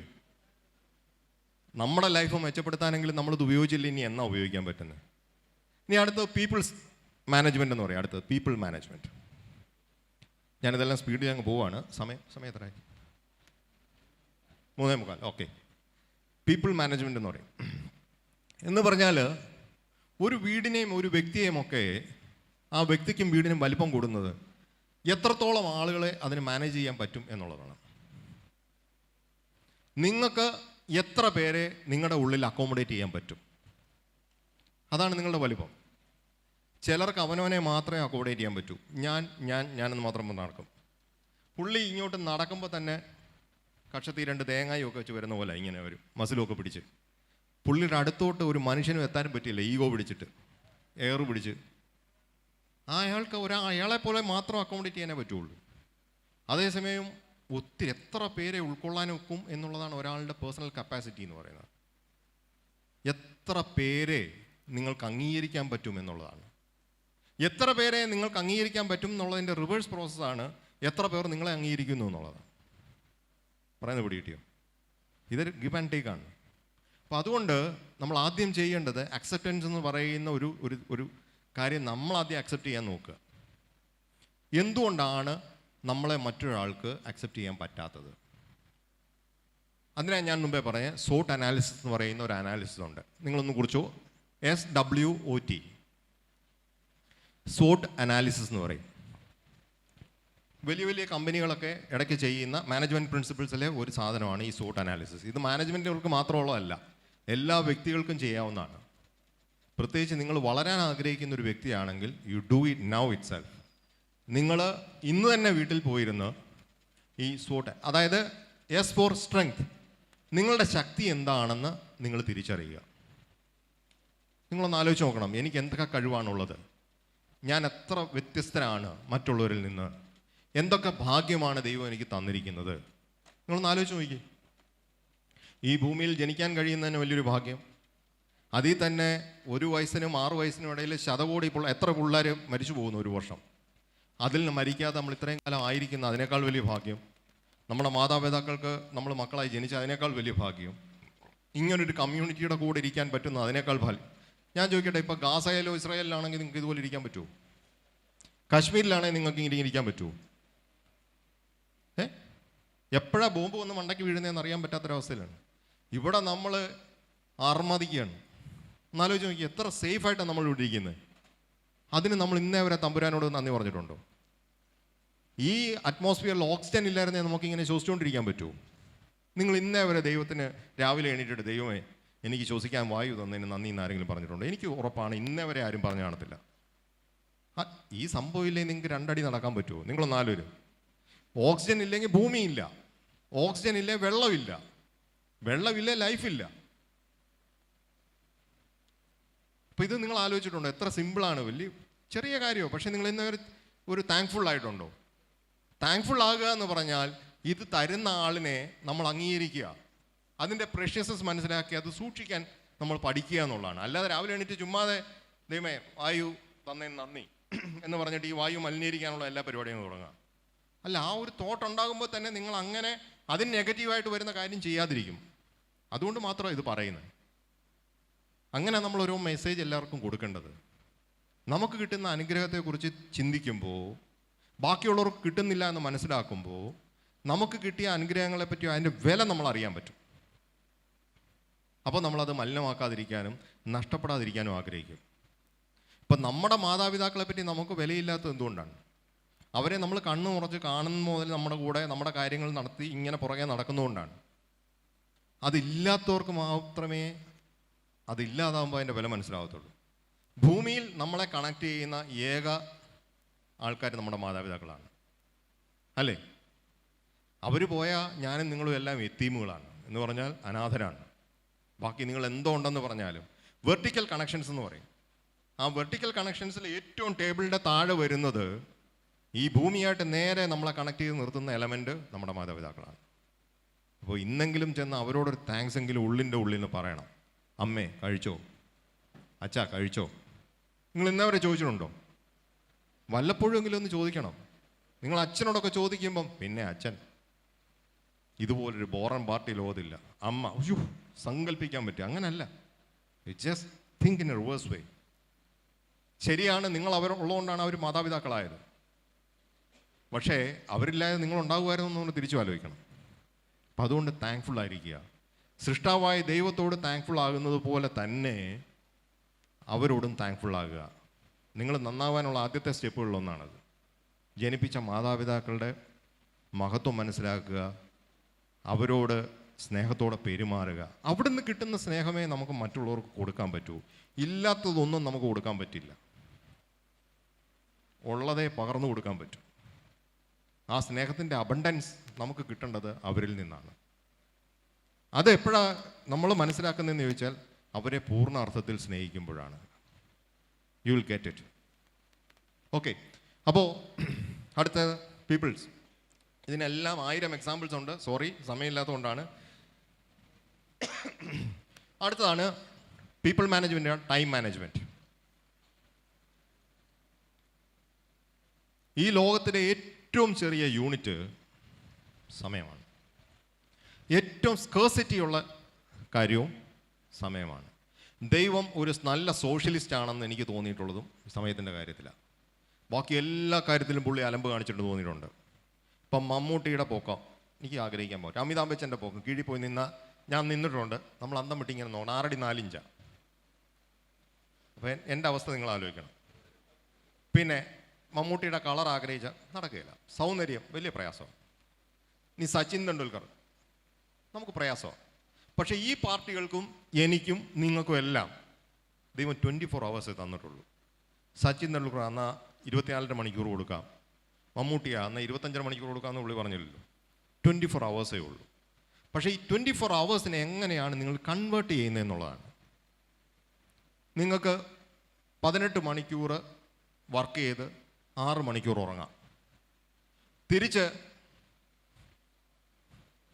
18 മണിക്കൂർ ഉറങ്ങി 6 മണിക്കൂർ മാത്രം ഉണർന്നിരിക്കാം. It's left U. നിങ്ങളുടെ കയ്യിൽ ആ സ്വർഗത്തിൻ്റെ താക്കോലെന്ന് പറയുന്നത് അതുകൊണ്ടാണ്. നിങ്ങളാണ് തീരുമാനിക്കേണ്ടത് കടന്ന് ഉറങ്ങണോ തലയും കുത്തി നടക്കണോ ഒക്കെ തീരുമാനിക്കേണ്ടത് നമ്മളാണ്. അതല്ല, ഇതിനെ എഫക്റ്റീവായിട്ട് ലിവ് ഇൻ പ്രസൻറ്റ് എന്നുള്ളതാണ് മക്കളെ വേൾഡിലെ ഏറ്റവും നല്ല തീം. Live in present. കാരണം പ്രസൻറ്റ് ടെൻസ് മാത്രമാണ് നമ്മുടെ കയ്യിലുള്ളത്. Past has gone, future is set to come. പക്ഷേ ഈ പ്രസൻറ്റ് ടെൻസ് തന്നെ ആകുന്നത് പാസ്റ്റ് ടെൻസ് ആകുന്നത് നമ്മൾ പക്ഷേ ഓർക്കാറില്ല. അതായത് നിങ്ങൾ ഏത് മൊമെൻ്റാണോ ഭംഗിയായിട്ട് കൈകാര്യം ചെയ്യുന്നത് ആ മൊമെൻ്റാണ് പാസ്റ്റിലാവുമ്പോൾ ഏറ്റവും ഭംഗിയായി ഞാനത് ചെയ്തു എന്ന് പറയാൻ പറ്റുന്നത്. ശരിയല്ലേ? 8ാം ക്ലാസ്സിൽ പഠിക്കുന്ന ഒരു വിദ്യാർത്ഥി 8ലിരിക്കുമ്പോൾ 9നെ സ്വപ്നം കണ്ടുകൊണ്ടിരുന്നിട്ട് കാര്യമുണ്ടോ? 8ലായവൻ നല്ലോണം പഠിക്കുമ്പോഴാണ് 9ലേക്ക് അവന് ഭയങ്കര നല്ലോണം പ്രവേശനം കിട്ടുന്നത്. 9ലിരിക്കുമ്പോഴാണ് എൻ്റെ 8ാം ക്ലാസ് ഞാൻ റാങ്ക് ഹോൾഡർ ആയിരുന്നു എന്ന് പറയാൻ പറ്റുന്നത്. അവൻ ചെയ്ത ഏക കാര്യം എന്തുവാ? പ്രസൻറ്റൻസ് ഭംഗിയായിട്ട് ഉപയോഗിച്ചു എന്നുള്ളതാണ്. അപ്പോൾ അതുകൊണ്ട് കയ്യിലുള്ള പ്രസൻറ്റൻസ് ഉപയോഗിക്കാതെ പാസ്റ്റിനെ കുറിച്ച് ഓർത്ത് വിഷമിച്ചിരുന്നിട്ടോ ഫ്യൂച്ചറിനെ കുറിച്ച് ഓർത്ത് ആദ്യപ്പെട്ടിരുന്നിട്ടോ ഒരു കാര്യമില്ല. Always live in present. Always live in present. ആ മൊമെൻറ്റ് ഭംഗിയായിട്ട് ഉപയോഗിക്കുക. ഇപ്പോൾ ഇവിടെ ഇരിക്കാൻ പോകുന്നു, നിങ്ങൾ ആദ്യം ഞാൻ പറഞ്ഞതാണ്, നിങ്ങളുടെ മൈൻഡിനോട് നിങ്ങൾ പറ, ദാണ്ട ഒരു തോലൻ ക്ലാസ് എടുക്കാൻ പോകുന്നുണ്ട്, അയാൾ പറഞ്ഞത് നല്ലതാണോ തീറ്റയാണോ നമുക്കറിയത്തില്ല, പക്ഷേ കുറേ കാര്യങ്ങളിൽ ഞാൻ അടിച്ചുകൊണ്ടേ പോവുള്ളൂ. ഇല്ല എൻ്റെ 1.5 മണിക്കൂർ വേസ്റ്റായി, ഇല്ല 1 മണിക്കൂർ വേസ്റ്റായി. നിങ്ങൾ ഈ 1 മണിക്കൂർ നിങ്ങൾ വിട്ടിരിക്കുന്നതിന് നിങ്ങൾക്ക് കാശ് കിട്ടിയിരുന്നെങ്കിൽ, ഇല്ല നിങ്ങൾ ചെയ്ത വർക്കിനാണ് നിങ്ങൾക്ക് കാശ് തന്നിരുന്നെങ്കിൽ, നിങ്ങൾ ഈ 1 മണിക്കൂറിന് ഭയങ്കര ഇമ്പോർട്ടൻസ് കൊടുത്തേനെ. കാരണം എനിക്ക് 1 മണിക്കൂർ വർക്ക് ചെയ്ത് 1000 രൂപ കിട്ടുന്നു. ഇപ്പോൾ ജപ്പാനിലെ പിള്ളേർ വാച്ച് ഉണ്ടാക്കുകയും ഇതുണ്ടാക്കുകയൊക്കെ ചെയ്യും. അവർക്ക് 1 മണിക്കൂറിന് ഭയങ്കര വിലയാണ്. ഇപ്പം UK പിള്ളേർ, നിങ്ങളുടെയൊക്കെ ബന്ധുക്കളുണ്ടല്ലോ, ഹോട്ടലിൽ പോയി 1 മണിക്കൂർ മേശ ഉടച്ച് എത്ര $, കിട്ടും? അല്ല, എത്ര പൗണ്ട് കിട്ടും? ലൈബ്രറിയിൽ നിന്ന് പുസ്തകം താഴോട്ട് വീഴുന്ന പുസ്തകം എടുത്ത് മേളോട്ട് വെച്ച് കൊടുത്താൽ 1 മണിക്കൂർ ജോലി ചെയ്യുമ്പോൾ എത്ര രൂപ കിട്ടും? അല്ല, അതിപ്പോൾ തീർന്നു. ഇപ്പം തിരുമേനി പണ്ട് 7 മണിക്കൂർ കിട്ടിക്കൊണ്ടിരുന്നതൊക്കെ ഇപ്പം 4 മണിക്കൂർ താഴെ ഉള്ളൂ ജോലി സമയം കിട്ടുന്നത്. അവിടെ നിന്ന് ഇങ്ങോട്ട് തിരിച്ചൊഴുകുന്ന സമയമായി തുടങ്ങി. കാരണം ഇവിടെ നിന്നുള്ളവരും എല്ലായിടത്തു നിന്നും ആളങ്ങോട്ട് ഇടിച്ച് കയറിയിട്ടേ അവിടെ ഇപ്പോൾ ആളിനെ വേണ്ടാത്ത അവസ്ഥയായി. നമ്മൾ തന്നെയാണ് നമുക്ക് ഗ്രേവ് ഉണ്ടാക്കുന്നത്. അത് പോട്ടെ. അപ്പോൾ അങ്ങനെ ആകുമ്പോൾ നമ്മൾ മണിക്കൂറിൻ്റെ വില നമ്മൾ മനസ്സിലാക്കും, സമയത്തിൻ്റെ വില മനസ്സിലാക്കും. അപ്പോൾ ഈ സമയം ലോകത്തിൻ്റെ ഏറ്റവും ചെറിയ യൂണിറ്റാണ് 1 സെക്കൻഡ്. നിങ്ങൾ മനസ്സിലാക്കണം. ലോകത്തിൻ്റെ, ഞാൻ പറയുന്നത് അറിഞ്ഞുകൊണ്ടാണ് പറയുന്നത്, ലോകത്തിൻ്റെ ഏറ്റവും ചെറിയ യൂണിറ്റാണ് 1 സെക്കൻഡ്. കാരണം ഈ 1 സെക്കൻഡാണ് 60 സെക്കൻഡായി 1 മണിക്കൂറാകുന്നതും, 24 മണിക്കൂർ ചേർന്ന് 1 ദിവസമാകുന്നതും, 30 ദിവസം ചേർന്ന് 1 മാസമാകുന്നതും, 12 മാസം ചേർന്ന് 1 വർഷമാകുന്നു. 12 മാസം ചേർന്ന്. അപ്പോൾ നിങ്ങളൊന്ന് ആലോചിക്കണം, കാലത്തിൻ്റെ ലോകത്തിൻ്റെ ബേസ് യൂണിറ്റ് എന്ന് പറയുന്ന ഈ 1 സെക്കൻഡാണ്. Don't waste that second. നിങ്ങളുടെ കയ്യിൽ നിന്ന് 1 സെക്കൻഡ് പോയാൽ നിങ്ങൾക്ക് തിരിച്ചെടുക്കാൻ പറ്റുകയില്ല. ബാക്കി എന്തിനെ നിങ്ങൾക്ക് റീക്രിയേറ്റ് ചെയ്യാം? പോയ സമയം തിരിച്ചു പിടിക്കാൻ പറ്റൂ. അതുകൊണ്ടാണ് ഏറ്റവും പ്രഷ്യസ് ആയിട്ട് മാത്രം ചിലവഴിക്കേണ്ട സമയം. അതിനെ ടൈം മാനേജ്മെൻ്റ് എന്ന് പറയും. അതിന് ഞാനൊരു വഴി പറഞ്ഞുതരാം. കുരിശ് വരയ്ക്കാൻ പഠിക്കുക. 1 പ്ലസ് എല്ലാവരും ഇട്ടേ, പെട്ടെന്ന് ഇട്ടു. 1 പ്ലസ്. സമയത്തെ മാനേജ് ചെയ്യാൻ പഠിക്കാൻ ഏറ്റവും എളുപ്പമുള്ളൊരു ടെക്നിക്കാണിത്. കറക്റ്റായി പറഞ്ഞത് 100% ശരിയാണെന്നുള്ളത്. പ്ലസ് എന്ന് എഴുതിയോ? അതിൽ ആദ്യത്തെ ഭാഗത്ത് അർജൻറ്റ് ആൻഡ് ഇമ്പോർട്ടൻ്റ് എന്ന് എഴുതും. Urgent and important.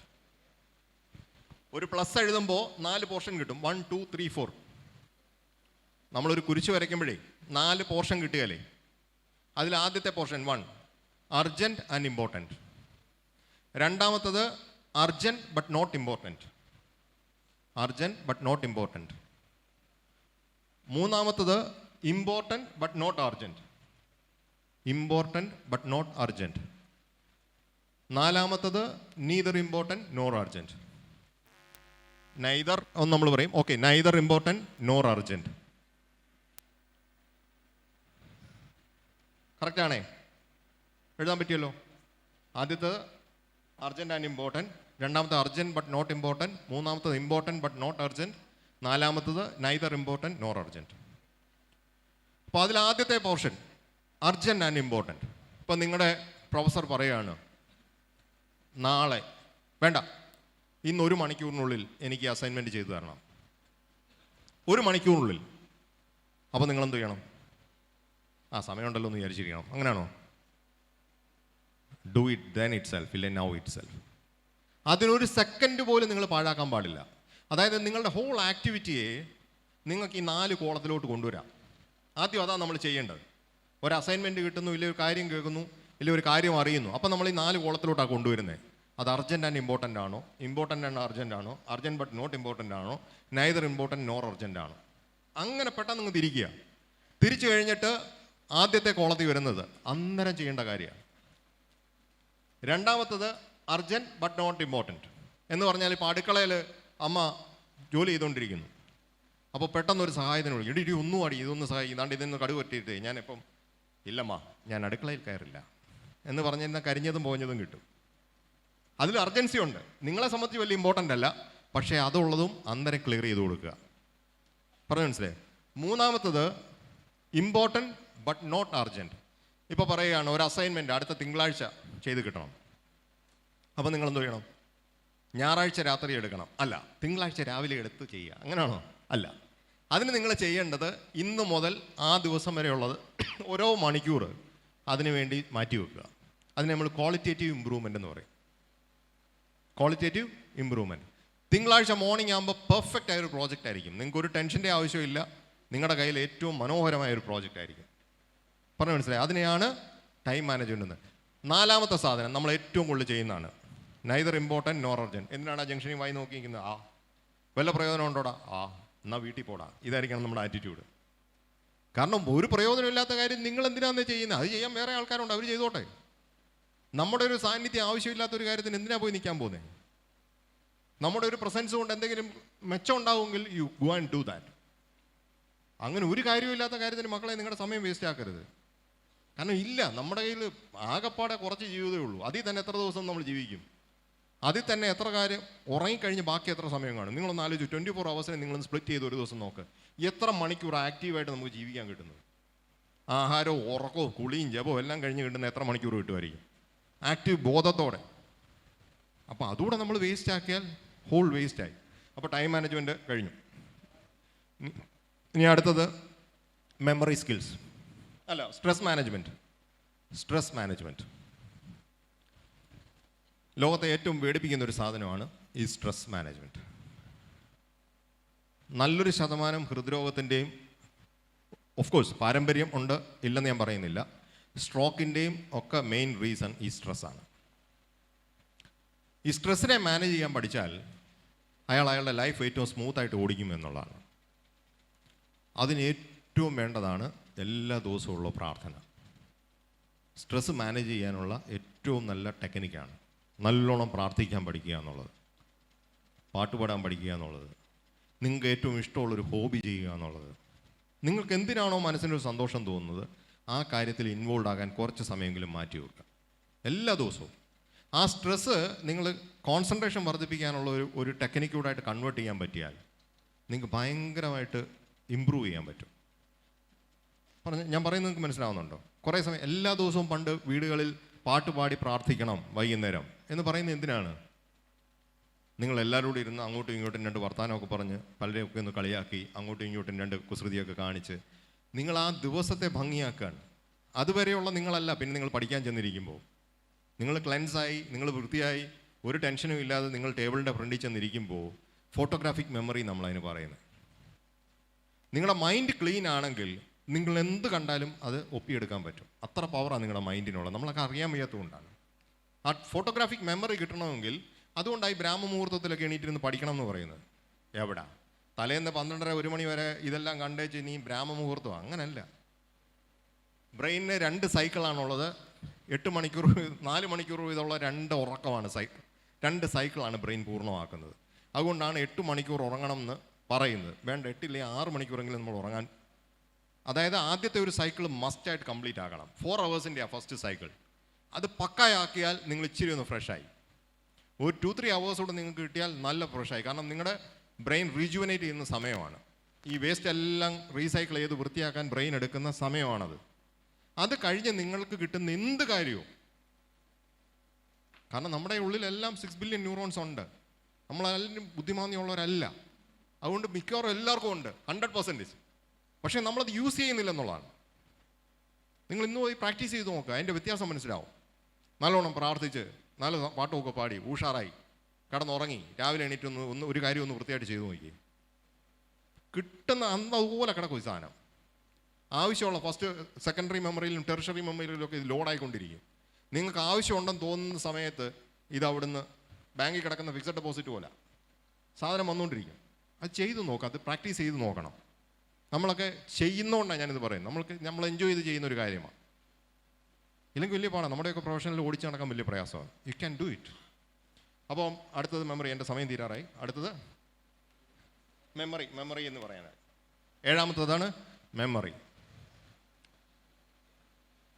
ഓർമ്മയില്ലാത്ത ആളെ ഒന്ന് ആലോചിച്ച് നോക്കി. അൾഷിമേഴ്സ് പിടിച്ച മനുഷ്യൻ്റെ അവസ്ഥയില്ലേ? നിങ്ങളൊന്ന് ആലോചിച്ചത്, നിങ്ങൾക്കൊരു ഓർമ്മയില്ല എന്ന് പറഞ്ഞാൽ തീർന്നില്ലേ? നിങ്ങൾക്ക് എത്ര പേരുടെ പേര് നിങ്ങൾക്ക് ഓർക്കാൻ പറ്റുന്നുണ്ട്? വേണ്ട, ഇപ്പം നിങ്ങൾക്ക് മൊബൈൽ നമ്പർ. പണ്ടത്തെ ആൾക്കാർ ഇപ്പോഴത്തെ ആൾക്കാർ തമ്മിലുള്ള വ്യത്യാസം, പണ്ടത്തെ ആൾക്കാർ ഈ മൊബൈൽ നമ്പർ മുഴുവൻ കാണാതെ പഠിക്കുമായിരുന്നു. അല്ലെങ്കിൽ ഈ ലാൻഡ് ഫോണിൽ ഫോൺ നമ്പർ കാണാം. ഇപ്പം നിങ്ങൾക്ക് എത്ര മൊബൈൽ നമ്പർ അറിയാം കാണാതെ? മമ്മിയുടെയും പപ്പയുടെയും ബാക്കി തീർന്നു. മമ്മിയുടെയും പപ്പയുടെയും കൊണ്ട് തീർന്നു. ഭാര്യയുടെ ഉറപ്പ് ഇല്ലെങ്കിൽ പ്രശ്നം ഉണ്ടാവും. പിന്നെ കൂടിപ്പോയ ഒരാളുടെയും കൂടെ, എന്നെയൊക്കെ സംബന്ധിച്ച് സ്വന്തം, അത് തന്നെ തെറ്റും. കഴിഞ്ഞ ദിവസം എൻ്റെ സഹോദരൻ്റെ മകൻ്റെ അടുക്ക നീ എന്തിനാണ് പഠിക്കുന്നതെന്ന് ചോദിച്ചു. B.Ed പെങ്ങൾ ഞെട്ടിപ്പോയി. അവൻ B.Tech പഠിക്കുന്നത്. അപ്പോൾ ഇന്നലെ രാത്രി ഞങ്ങളിരുന്ന് കളിയാക്കുമായിരുന്നു, എടാ B.Tech ആണോ B.Ed ആണോ നീ ഏതെങ്കിലും ഒന്ന് ഉറപ്പിക്കും. അത് അന്നേരം എൻ്റെ സ്ഥലത്ത് വായി വന്നത് അതാ. ഞാൻ കൊള്ളാം, നല്ല പഠിത്തം. സത്യമായിട്ട് കളിയാക്കിയതാ, കളി നടന്ന സംഭവം. അപ്പം നമ്മളൊന്ന് ആലോചിക്കണം, മെമ്മറി വർദ്ധിപ്പിക്കാൻ ഏറ്റവും നല്ല ടെക്നിക്ക് എന്താണെന്നറിയോ? മെമ്മറിക്ക് പണി കൊടുക്കുക എന്നുള്ളതാണ്. അതിനെല്ലായ്പ്പോഴും ചെയ്യേണ്ട ഒരു കാര്യം ഞാൻ പറയട്ടെ. റൈംസ് നിങ്ങൾ പഠിക്കുന്നത് എന്തിനു വേണ്ടിയാണ്? നഴ്സറി റൈംസ് പഠിക്കുന്നത് എന്തിനു വേണ്ടിയാണ്? മെമ്മറിക്ക് വർദ്ധിപ്പിക്കാൻ ഒത്തിരി ടെക്നിക്കുണ്ട്. ഇപ്പോൾ ഞാൻ ഉപയോഗിച്ച 2 ടെക്നിക്ക് പറയാം. ആ ഓ ക്യാഹേ, ഞാൻ 26 കൊല്ലം മുമ്പ് പഠിച്ചൊരു സാധനമാണ്. ആ ഓ ക്യാഹേ. ഇലക്ട്രോളിസിസ് ഓഫ് വാട്ടർ നിങ്ങൾ കേട്ടിട്ടുണ്ടോ? ജലത്തെ വിഘടിപ്പിക്കുമ്പോൾ, വൈദ്യുത വിശ്ലേഷണം നടത്തുമ്പോൾ ആനോഡിൽ ഒരു സംഭവം ഉണ്ടാകും, കാതോഡിൽ ഒരു സംഭവം ഉണ്ടാകും. ഇതെനിക്ക് അങ്ങോട്ടും ഇങ്ങോട്ടും തെറ്റുമായിരുന്നു. ആനോഡിൽ ഓക്സിജൻ ആണോ അതോ ഹൈഡ്രജൻ ആണോ എന്ന് ചോദിച്ചാൽ ദൈവമേ കുഴഞ്ഞു. കാതോഡിൽ എന്തുവാ ഓക്സിജൻ അല്ലയോ എന്ന് ചോദിച്ചാൽ ഇതായിരിക്കും. അപ്പോൾ നമ്മൾ പഠിച്ചു വെച്ച 2 വാക്കാണ്, ഹിന്ദി വാക്കാ. ആവോ ക്യാഹേ. ആവോ എന്ന് വെച്ചാൽ ഇതറാവോ, ഇവിടെ വരൂ. ക്യാഹേ എന്ന് ചോദിച്ചാൽ എന്തുണ്ട് വിശേഷം. ആനോഡിൽ ഓക്സിജൻ, കാതോഡിൽ ഹൈഡ്രജൻ. വളരെ സിമ്പിളാണ്. അതുപോലെ ഞാൻ സുവോളജിയാണ് പഠിച്ചത്. അതിൻ്റെ അകത്തിൽ ഫോട്ടോസിന്തസിസ് എന്ന് പറഞ്ഞൊരു പ്രോസസ്സുണ്ട്, നിങ്ങൾക്കറിയാം. പ്രകാശ സംശ്ലേഷണം മലയാളത്തിൽ പറഞ്ഞാൽ 25 ആസിഡ്സ് ഉണ്ട്. 25 ആസിഡിൻ്റെ പേരെഴുതി വെച്ചാൽ 25 മാർക്കാണ്. പക്ഷേ ഇത് തെറ്റും, ഉറപ്പാണ്. കാരണം ഇത്രയും പഠിച്ചിരിക്കത്തില്ല. അപ്പോൾ നമ്മൾ പഠിച്ച ഒരു ടെക്നിക്കാണ്, all cricket clubs in India ഓരോ കേരള സീരീസിലും ഫസ്റ്റ് മേടിച്ചല്ലോ. എല്ലാത്തിൻ്റെ ആദ്യത്തെ വാക്കാണ് all cricket clubs in India ഓരോ കേരള സീരീസിലും ഫസ്റ്റ് മേടിച്ചല്ലോ. അസറ്റൈൽ കോയിൻസൈം മുതൽ സിസസെറ്റോണിക് ആസിഡ്, ഓക്സാലോ അസറ്റിക് ആസിഡ് വരെയുള്ള ലാസ്റ്റ് വരെയുള്ള സാധനം ക്രമത്തോടെ ഇപ്പോഴും നമുക്ക് പറയാൻ പറ്റും. കാരണം ഇങ്ങനെ പല ടെക്നിക്കുണ്ട് ഓർമ്മ വർദ്ധിപ്പിക്കാൻ. നിങ്ങൾക്ക് ചെയ്യാവുന്ന ഏറ്റവും സിമ്പിൾ കാര്യം, നിങ്ങൾ ഇന്ന് വൈകുന്നേരം കിടക്കുന്നതിന് മുമ്പ് ഇന്ന് രാവിലെ മുതൽ വൈകുന്നേരം വരെ ചെയ്ത കാര്യങ്ങൾ ക്രമമായിട്ടൊന്ന് ഓർക്കാൻ നോക്കുക. യഥാർത്ഥത്തിൽ പ്രാർത്ഥനയെന്ന് പറഞ്ഞാൽ ഈ ക്രമമായ ഓർമ്മയും നമ്മൾ വേണ്ടാതെ ചെയ്ത കാര്യങ്ങളെ പറ്റിയുള്ള വിചിന്തനവുമാണ് യഥാർത്ഥ പ്രാർത്ഥനയെന്ന് പറഞ്ഞാൽ. അത് വൃത്തിയായിട്ട് ചെയ്തുള്ളവർക്ക് ഓർമ്മ നശിക്കില്ലെന്നുള്ളതാണ് വാസ്തവം. എന്ന് പറഞ്ഞാൽ രാവിലെ മുതൽ എന്തൊക്കെ അലമ്പ് നമ്മൾ കാണിച്ചു കൂട്ടി എന്നുള്ളത് നമ്മൾ ആലോചിക്കണം. ഇതൊരു ഓർമ്മയുടെ എക്സർസൈസും കൂടെയാണ്. അതുപോലെ പ്രാർത്ഥനകൾ എന്തിനാണ് പഠിക്കുന്നതെന്ന് ചോദിച്ചാൽ നമ്മൾ ഓർമ്മശക്തി വർദ്ധിപ്പിക്കാനാണ്.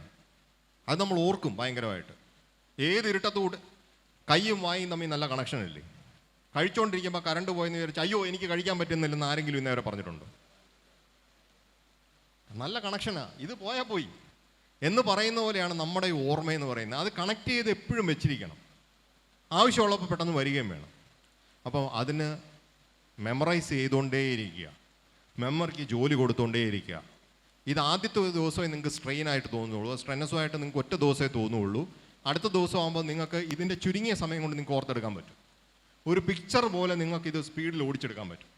ഇപ്പോൾ ഇന്നലെ രാവിലെ ഞാൻ എണീറ്റിട്ട് എന്തൊക്കെ ചെയ്തു, എവിടം വരെയൊക്കെ പോയി, എന്ത് കാര്യങ്ങളെല്ലാം ഓടിച്ചത് നോക്കുക. ഇന്നാകുമ്പോൾ ഇന്നലെയും മിനിയാന്നോടെ ഞാൻ ചെയ്തത് എന്തെന്ന് ആലോചിച്ച് നോക്കുക. അങ്ങനെ ഒരു ദിവസം കഴിയുമ്പോഴത്തേനും ഉണ്ടല്ലോ, നിങ്ങൾക്ക് ആദ്യത്തെ ദിവസത്തെ കാര്യം ചെയ്തത് എന്തോന്ന് ചോദിച്ചാൽ നിങ്ങൾക്ക് പറയാൻ പറ്റും. പക്ഷേ സ്പീഡിൽ ഓർക്കാനും പറ്റും. മൈൻഡ് നമ്മൾ വിചാരിക്കുന്ന പോലെയല്ല, അസാധ്യ പുള്ളിയാണ്. നല്ല സുന്ദരമായിട്ട് നമ്മളെ കളിപ്പിക്കാൻ പറ്റുന്ന പാർട്ടിയാണ്. തിരിച്ച് ഇങ്ങനെ പണി കൊടുക്കുക എന്നുള്ളതാണ് നമുക്ക് ചെയ്യാൻ പറ്റുന്നത്. അപ്പോൾ ഈ 7 സ്കിൽസ് എന്ന് പറയുന്ന ഒരു കാര്യം നിങ്ങൾ ജസ്റ്റ് ഒന്ന് റീകളക്ട് ചെയ്യുകയും മനസ്സിലാകാത്ത എന്തെങ്കിലും പ്രോസസ് ഉണ്ടെങ്കിൽ ഇപ്പോൾ പറയണം.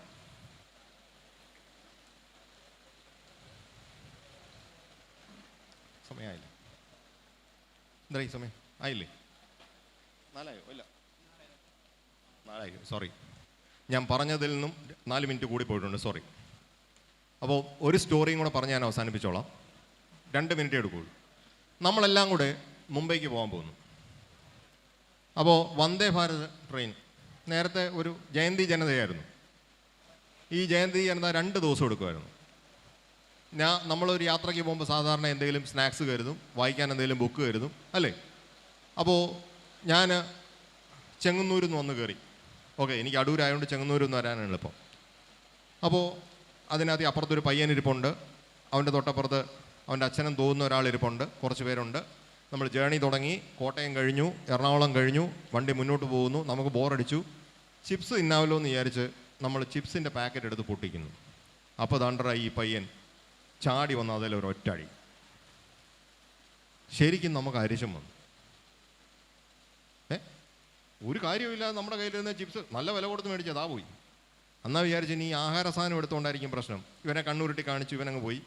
നമ്മളിതെടുത്ത് മടക്കിയകത്ത് വെച്ചു, പുസ്തകം എടുത്ത് വെച്ച് വായിക്കാമല്ലോ എന്ന് വിചാരിച്ച് പതുക്കെ ഒരു മാഗസീൻ എടുത്ത് വായിക്കാൻ തുടങ്ങി. 2 മിനിറ്റ് കഴിഞ്ഞപ്പോൾ ഇവൻ വീണ്ടും കുരങ്ങൻ്റെ മാതിരി ചാടി വന്ന് ഒറ്റയടി. പുസ്തകം കയറി 4 വഴിക്കായി. ഇവനെ ചീത്ത പറയാൻ പറ്റുമോ, അടിക്കാൻ പറ്റുമോ? ഇവനെ കണ്ണുരുട്ടി നമ്മൾ ഓടിച്ചു. എന്തൊരു ശല്യമാണെന്ന് പറഞ്ഞ് നാക്കിട്ടില്ല. അതിനപ്പുറത്തേന് അപ്പുറത്തുനിന്ന് ഡാ അടങ്ങിയിടാ എന്നും പറഞ്ഞ് ഒരാൾ കയറി വരുന്നു. എന്നിട്ട് അയ്യോ സോറി സാറേ, നമ്മൾ അറിഞ്ഞില്ല, ചേട്ടാ കൊച്ചിനെ അടക്കിയിരുത്ത് എന്ന് അപ്പുറത്തിരുന്ന ആളിനോട് പുള്ളി പറയുകയും ചെയ്തു.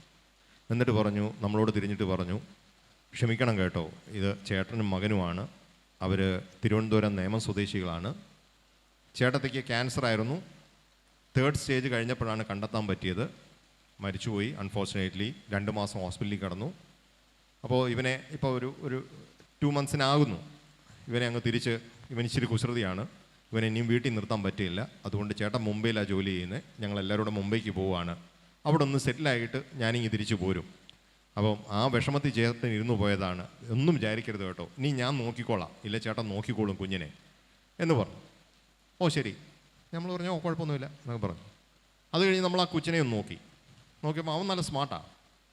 അപ്പനെ നോക്കിയപ്പോൾ അത്ര പോരാ. അപ്പോൾ നമ്മൾ വിചാരിച്ച അമ്മയുടെ ഒരു സൗന്ദര്യമൊക്കെ ആയിരിക്കും അതിന് കിട്ടിയത്. എന്നാലും നീ ഇവനെ വളർത്തിക്കൊണ്ട് വരണമല്ലോ, നീ ഇയാളൊരു 2ാമത് കല്യാണമൊക്കെ കഴിച്ചാൽ ദൈവമേ ഏത് മൂദേവിയായിരിക്കും വരുന്നത്. അപ്പം നമ്മളിങ്ങനെ അവനെ നോക്കിയപ്പം നമ്മളെ ഇങ്ങനെ നോക്കിക്കൊണ്ടേയിരിക്കുക. നമ്മൾ ചോദിച്ചു മോന് ചിപ്സ് വേണോ? അപ്പോഴേ അവൻ കുരങ്ങ് പോലെ ചാടി ഓടി വന്നു. അങ്ങനെ നമ്മൾ ചിപ്സ് എടുത്ത് കൊടുത്തു. അവൻ മാമൻ്റെ വായിൽ 2 വെച്ച് തന്നു, അച്ഛൻ്റെ അണ്ണാക്കി 2 കൊടുത്തു, അപ്പുറത്തിരുന്നവർക്ക് 2-3 കൊടുത്തു. അത് കഴിഞ്ഞ് അത് വീതം വെച്ചൊക്കെ കഴിഞ്ഞ് തിന്നു കഴിഞ്ഞപ്പോൾ നമ്മൾ ചോദിച്ചു മോന് പുസ്തകം വേണോ? നമ്മൾ ആ കീറിയ വനിത കയ്യിലുണ്ടായിരുന്നു, അതെടുത്ത് കൊടുത്തു. അവൻ ഉടനെ വലിച്ചു കീറി ബോട്ടുണ്ടാക്കി, വള്ളം ഉണ്ടാക്കി, അപ്പൂപ്പ അമ്മൂമ്മ ഉണ്ടാക്കി.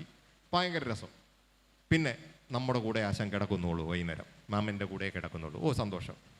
അപ്പോൾ രാവിലെ ഏതായാലും പല്ല് തേക്കുന്ന മാമൻ്റെ ബ്രഷ് വേണമെന്ന് പറഞ്ഞില്ല, ഭാഗ്യം. അത് കഴിഞ്ഞപ്പോൾ ചായ മാമൻ്റെ കൂടെ കുടിച്ചു. മുട്ട ഓംലെറ്റ് വേണമെന്ന് പറഞ്ഞു, അത് നമ്മൾ മേടിച്ചു കൊടുത്തു. ആ ദിവസം ഓടി. ഉച്ചയായപ്പം അവന് അച്ഛൻ്റെ കയ്യിൽ നിന്ന് പാത്രത്തിൽ നിന്ന് കുറച്ച് മീനൊക്കെ മേടിച്ചുകൊണ്ട് വന്ന് നമുക്ക് തന്നു. നമ്മുടെ കയ്യിൽ നിന്ന് സർസാനം അവിടെ കൊണ്ട് കൊടുത്തു. ഭയങ്കര രസം. രാത്രി നമ്മുടെ കൂടെ മാമൻ്റെ കൂടെ കിടന്നുള്ളൂ. രാവിലെ 4 മണിയായപ്പോൾ നമ്മൾ മുംബൈ ചെല്ലുന്നു. ഇവൻ നമ്മുടെ തോളയിലാണ്. ആ അച്ഛൻ വന്ന് വിഷമിച്ച് നമ്മുടെ കയ്യിൽ നിന്ന് എടുക്കുകയാണ്. ഇവൻ നല്ല നിലവിളി, മാമൻ്റെ കൂടെ പോകണം. അപ്പോൾ നമ്മൾ പറഞ്ഞു മാമൻ വിളിക്കാം, മോൻ്റെ നമ്പരെല്ലാം എന്താ, നമ്മുടെ നമ്പർ അവനും കൊടുത്തു. സന്തോഷം നമുക്കൊരു വിഷമമായി, എന്നാലും നമ്മളവനെ പിരിഞ്ഞു. ഞാൻ ചോദിക്കട്ടെ, ആദ്യം നമുക്ക് അവനെ എങ്ങനെയായിരുന്നു? ഇങ്ങനെ വെച്ച് അരച്ച് പോസ്റ്റാക്കാനുള്ളൊരു ദേഷ്യമായിരുന്നു. ലാസ്റ്റ് എങ്ങനെയാണ് നമ്മൾ ഇറങ്ങിയത്? അവനെ നമ്മുടെ ചങ്കിന്ന് പറിച്ചാണ് നമ്മൾ കൊടുത്തത്. ട്രെയിൻ മാറിയോ? അവൻ്റെ അവസ്ഥയ്ക്ക് എന്തെങ്കിലും മാറ്റം ഉണ്ടായോ? അവൻ്റെ അച്ഛൻ്റെ അവസ്ഥയ്ക്ക് എന്തെങ്കിലും മാറ്റം ഉണ്ടായോ? പിന്നെ എവിടെ മാറ്റം ഉണ്ടായോ? Just we change our attitude. നമുക്ക് ആ കുട്ടിയോടുള്ള മനോഭാവം മാറി എന്നുള്ളതാണ്. അതോടെ ഏറ്റവും വികൃതിയായിരുന്ന അവൻ്റെ വികൃതിത്തരം വരെ നമ്മൾ എൻജോയ് ചെയ്തു. അവൻ ചിപ്സ് തട്ടിക്കളഞ്ഞാൽ നമ്മൾ ചീത്ത വിളിച്ചേ, ആ ചിപ്സ് തന്നെ അവന് വീണ്ടും നമ്മൾ എടുത്തു കൊടുത്തു ചവിട്ടിക്കളയാൻ. ബുക്ക് കീറിയാൽ നമ്മളവനെ മനസ്സുകൊണ്ട് പരാകിയത്, ആ ബുക്ക് തന്നെ അവന് കീറാൻ വേണ്ടി വീണ്ടും കൊടുത്തു. ലുക്ക്, ആ ഒരു സിറ്റുവേഷനെ മാറി.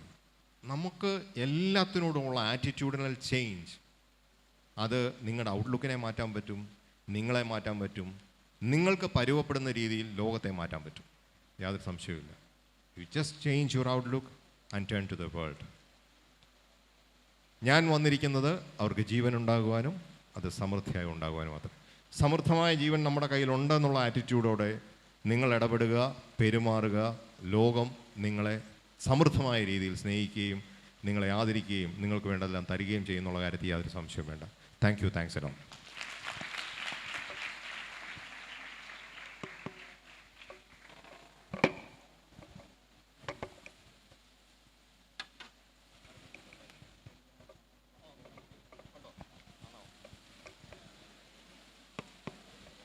അതായത് 10 മിനിറ്റ് എന്നല്ലേ പറഞ്ഞു? നിങ്ങൾക്ക് ചോദ്യം ചോദിക്കാനുള്ള സമയമാണ്, എന്നെ ഫയർ ചെയ്ത് പൊരിക്കാമെന്നുള്ള സമയമാണ്. അതോ ദൈവം 2 ചെവി തന്നേക്കുന്നത് ഇപ്പോഴാണ് എന്നെനിക്ക് മനസ്സിലാവുന്നതെന്ന് പറയുന്ന പോലാണ്. ഒരു ചെവി കൂടെ കേട്ട് മറ്റു ചെവി കൂടെ കളയാൻ പറ്റുന്നുള്ളൊരവസരം. ചോദിച്ചു. ഏതെങ്കിലും ഭാഗത്ത് സംശയം ഉണ്ടെങ്കിൽ ഞാൻ എല്ലാ പോയിന്റും പറഞ്ഞു പോയെന്നാണ് വിശ്വസിക്കും. ഞാൻ സോർട്ട് ചെയ്യാൻ പറയണമെന്ന് പറഞ്ഞു, അത് പറഞ്ഞു. ബാക്കി 7 പോയിന്റ്, ബാക്കിയുള്ളത് പിന്നെ ഏതെങ്കിലുമൊക്കെ കാലത്ത് നമുക്ക് എടുക്കാം. ഓരോന്നിനും നല്ല എക്സാമ്പിൾസ് ഇഷ്ടം പോലെ നമ്മുടെ ലൈഫിലും ചുറ്റിലും ഒക്കെ നമുക്ക് എക്സാമ്പിൾസ് ഉണ്ട്, ഇഷ്ടം പോലെ.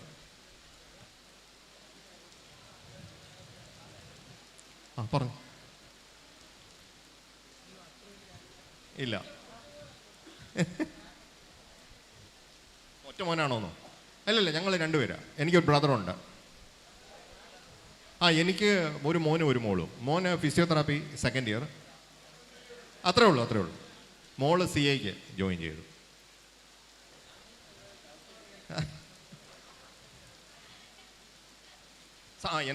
എൻ്റെ ബുക്ക് യൂസഫ് അലി ഒരു സ്വപ്ന സഞ്ചാരിയുടെ കഥ എന്ന് പറഞ്ഞു.